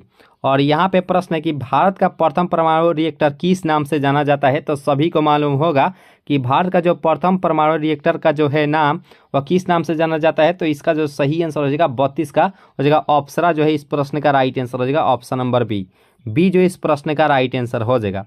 और यहाँ पे प्रश्न है कि श्यानता की SI यूनिट क्या होती है। तो यहाँ पे श्यानता का जो है SI इकाई यहाँ पे पूछा गया है। तो सभी को मालूम होगा कि पॉइज में इसका मात्रक होता है। इसका राइट आंसर हो जाएगा ऑप्शन नंबर ए जो है इस प्रश्न का राइट आंसर हो जाएगा। और पास्कल किसका होता है, तो दाब का जो मात्रक होता है वह पास्कल में मापा जाता है, याद रखिएगा। तो इस प्रश्न का जो राइट आंसर हो जाएगा वह ऑप्शन नंबर यहाँ पे जो ए ऑप्शन है इस प्रश्न का सही आंसर हो जाएगा। और यहाँ पे प्रश्न है कि कौन जो है अचुंबकीय पदार्थ है। तो यहाँ पे अचुंबकीय पदार्थ है पूछा गया है। तो ये पीतल के साथ हम लोग जाएंगे जो कि इस प्रश्न का राइट आंसर हो जाएगा। अगर वहीं पे कहा था कि लोहा, इसमें से कौन सा जो है पदार्थ है वह लौह चुंबकीय पदार्थ है, तो लोहा निकेल कोबाल्ट होता है, याद रखेगा दोस्तों। यानी कि लोहा यानी कि Fe, Na और CO, लोहा निकेल कोबाल्ट जो है वह लौह चुंबकीय पदार्थ होता है, याद रखेंगे। यानी फेरोमैग्नेटिक सब्सटेंस होते हैं। इस प्रश्न का राइट आंसर हो जाएगा अचुंबकीय पदार्थ यहाँ पे पूछा गया है। तो इसका राइट आंसर हो जाएगा ऑप्शन नंबर डी, पीतल जो है इस प्रश्न का राइट आंसर हो जाएगा।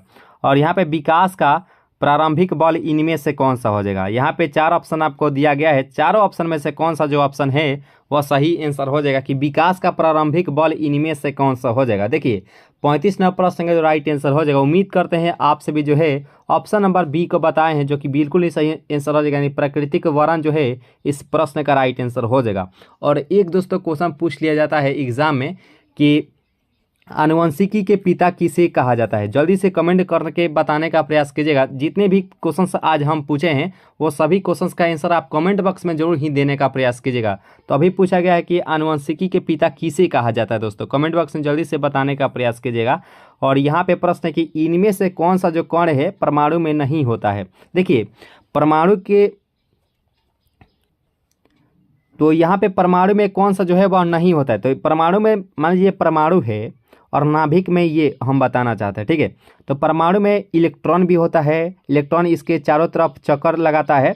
और जो नाभिक होता है इसमें प्रोटॉन और न्यूट्रॉन होता है, लेकिन न्यूट्रिनो कहाँ होता है दोस्तों। तो इसका जो राइट आंसर हो जाएगा वह ऑप्शन नंबर यहाँ पे जो डी ऑप्शन है इस प्रश्न का राइट आंसर हो जाएगा। डी जो है इस प्रश्न का राइट आंसर हो जाएगा। और परमाणु के जो नाभिक होता है हमेशा पॉजिटिव ही होता है, क्योंकि इसमें प्रोटॉन और न्यूट्रॉन ही शामिल होते हैं, याद रखिएगा। और इलेक्ट्रॉन जो है इस पर चारों तरफ चक्कर लगाता है। और इस इलेक्ट्रॉन का जो मान होता है 1.6 × 10 के पावर -19 कूलम होता है, याद रखिएगा दोस्तों।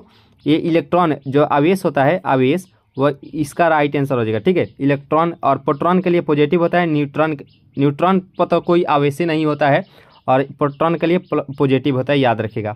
तो इस प्रश्न का जो राइट आंसर हो जाएगा न्यूट्रिनो जो है इस प्रश्न का सही आंसर हो जाएगा डी। और डायनेमो का कार्य सिद्धांत आधारित होता है। यहाँ पे काफ़ी महत्वपूर्ण ये सवाल है कि डायनेमो का सिद्धांत आधारित होता है। तो यहाँ पे 4 ऑप्शन आपको दिया गया है, इसका राइट आंसर क्या होगा। देखिए 37वां प्रश्न का जो राइट आंसर हो जाएगा और फैराडे का नियम इस प्रश्न का राइट आंसर हो जाएगा ऑप्शन नंबर यहाँ पे जो बी ऑप्शन है इस प्रश्न का सही आंसर हो जाएगा। जो बी ऑप्शन है इस प्रश्न का राइट आंसर हो जाएगा। और यहाँ पे प्रश्न है कि आइंस्टीन समीकरण E = mc² में सी कौन क्या दर्शाता है। यहाँ पे सी, यहाँ पे बताना है कि सी जो है वह इनमें से क्या दर्शाता है। तो इसका जो सही आंसर हो जाएगा 38 का वह हो जाएगा ऑप्शन नंबर बी, प्रकाश का वेग। इसमें प्रकाश का जो वेग होता है यानी कि चाल, यहाँ पे हम लोग जब न्यूमेरिकल सवाल बनाते थे तो उसमें इसमें प्रकाश की जो चाल है वह 3 × 10 के पावर 8 मीटर पर सेकेंड ही इसमें लिया जाता है, ठीक है। तो यहाँ पे इस प्रश्न का राइट आंसर हो जाएगा ऑप्शन नंबर यहाँ पे जो बी ऑप्शन है इस प्रश्न का सही आंसर हो जाएगा। और एम जो है वह मास होता है यानी कि द्रव्यमान होता है, याद रखिएगा। तो इसका राइट आंसर हो जाएगा ऑप्शन नंबर बी। और यहाँ पे प्रश्न है कि प्रथम बार मंगल ग्रह पर उतरने वाला अंतरिक्ष यान इनमें से कौन सा हो जाएगा। तो आप सभी को मालूम होगा कि प्रथम बार मंगल ग्रह पर उतरने वाला अंतरिक्ष यान इनमें से कौन सा हो जाएगा। तो इसका जो सही आंसर हो जाएगा यहाँ पे 39 का, वो हो जाएगा ऑप्शन नंबर सी, यानी कि पाथ फाइंडर जो है इस प्रश्न का सही आंसर हो जाएगा। और मंगल ग्रह का मात्र 2 ही उपग्रह है, फबोस और डिबोस होता है, याद रखिएगा दोस्तों। मंगल ग्रह के 2 मात्र उपग्रह ही होता है, याद रखिएगा, फबोस और डिबोस, याद रखिएगा। और यहाँ पे प्रश्न है कि 1 पाउंड में कितना आउंस होता है। यहाँ पे इस प्रश्न का राइट आंसर क्या होगा कि 1 पाउंड में कितना आउंस होता है। तो यहाँ पे 40वां प्रश्न का जो राइट आंसर हो जाएगा वो हो जाएगा ऑप्शन नंबर डी जो है इस प्रश्न का 16 जो है इस प्रश्न का राइट आंसर हो जाएगा ऑप्शन नंबर डी। और यहाँ पे प्रश्न है कि 1 लीटर बराबर कितना गैलन होता है। तो यहाँ पे 41वां प्रश्न का राइट आंसर क्या होगा कि 1 लीटर बराबर कितना गैलन होता है। तो यहाँ पे 41वां प्रश्न का राइट आंसर हो जाएगा ऑप्शन नंबर ए जो इस प्रश्न का सही आंसर हो जाएगा, यानी कि 0.2642 गैलन ही होता है। इसका राइट आंसर हो जाएगा ऑप्शन नंबर ए। और यहाँ पे प्रश्न है कि द्रवों की श्यानता को मापने वाला यंत्र क्या कहलाता है। यहाँ पे इसका राइट आंसर क्या होगा दोस्तों कि द्रवों की श्यानता को मापने वाला यंत्र क्या कहलाता है। तो इसका जो सही आंसर हो जाएगा 42 का, वह हो जाएगा ऑप्शन नंबर बी, यानी कि 20 मीटर जो है इस प्रश्न का सही आंसर हो जाएगा ऑप्शन नंबर बी जो है इस प्रश्न का राइट आंसर हो जाएगा दोस्तों। तो इस प्रकार से इस महत्वपूर्ण सेशन को यहीं पे ख़त्म किया जाता है। और लास्ट में ज़रूर कमेंट कीजिएगा कि ये सेशन आपको कैसा लगा। तो मिलेंगे नेक्स्ट क्लास में नई उम्मीदों के साथ। तो हंसते रहिए और मुस्कुराते रहिए और अपनी तैयारी को जो है मजबूत करते रहिए। अभी के लिए दोस्तों जय हिंद।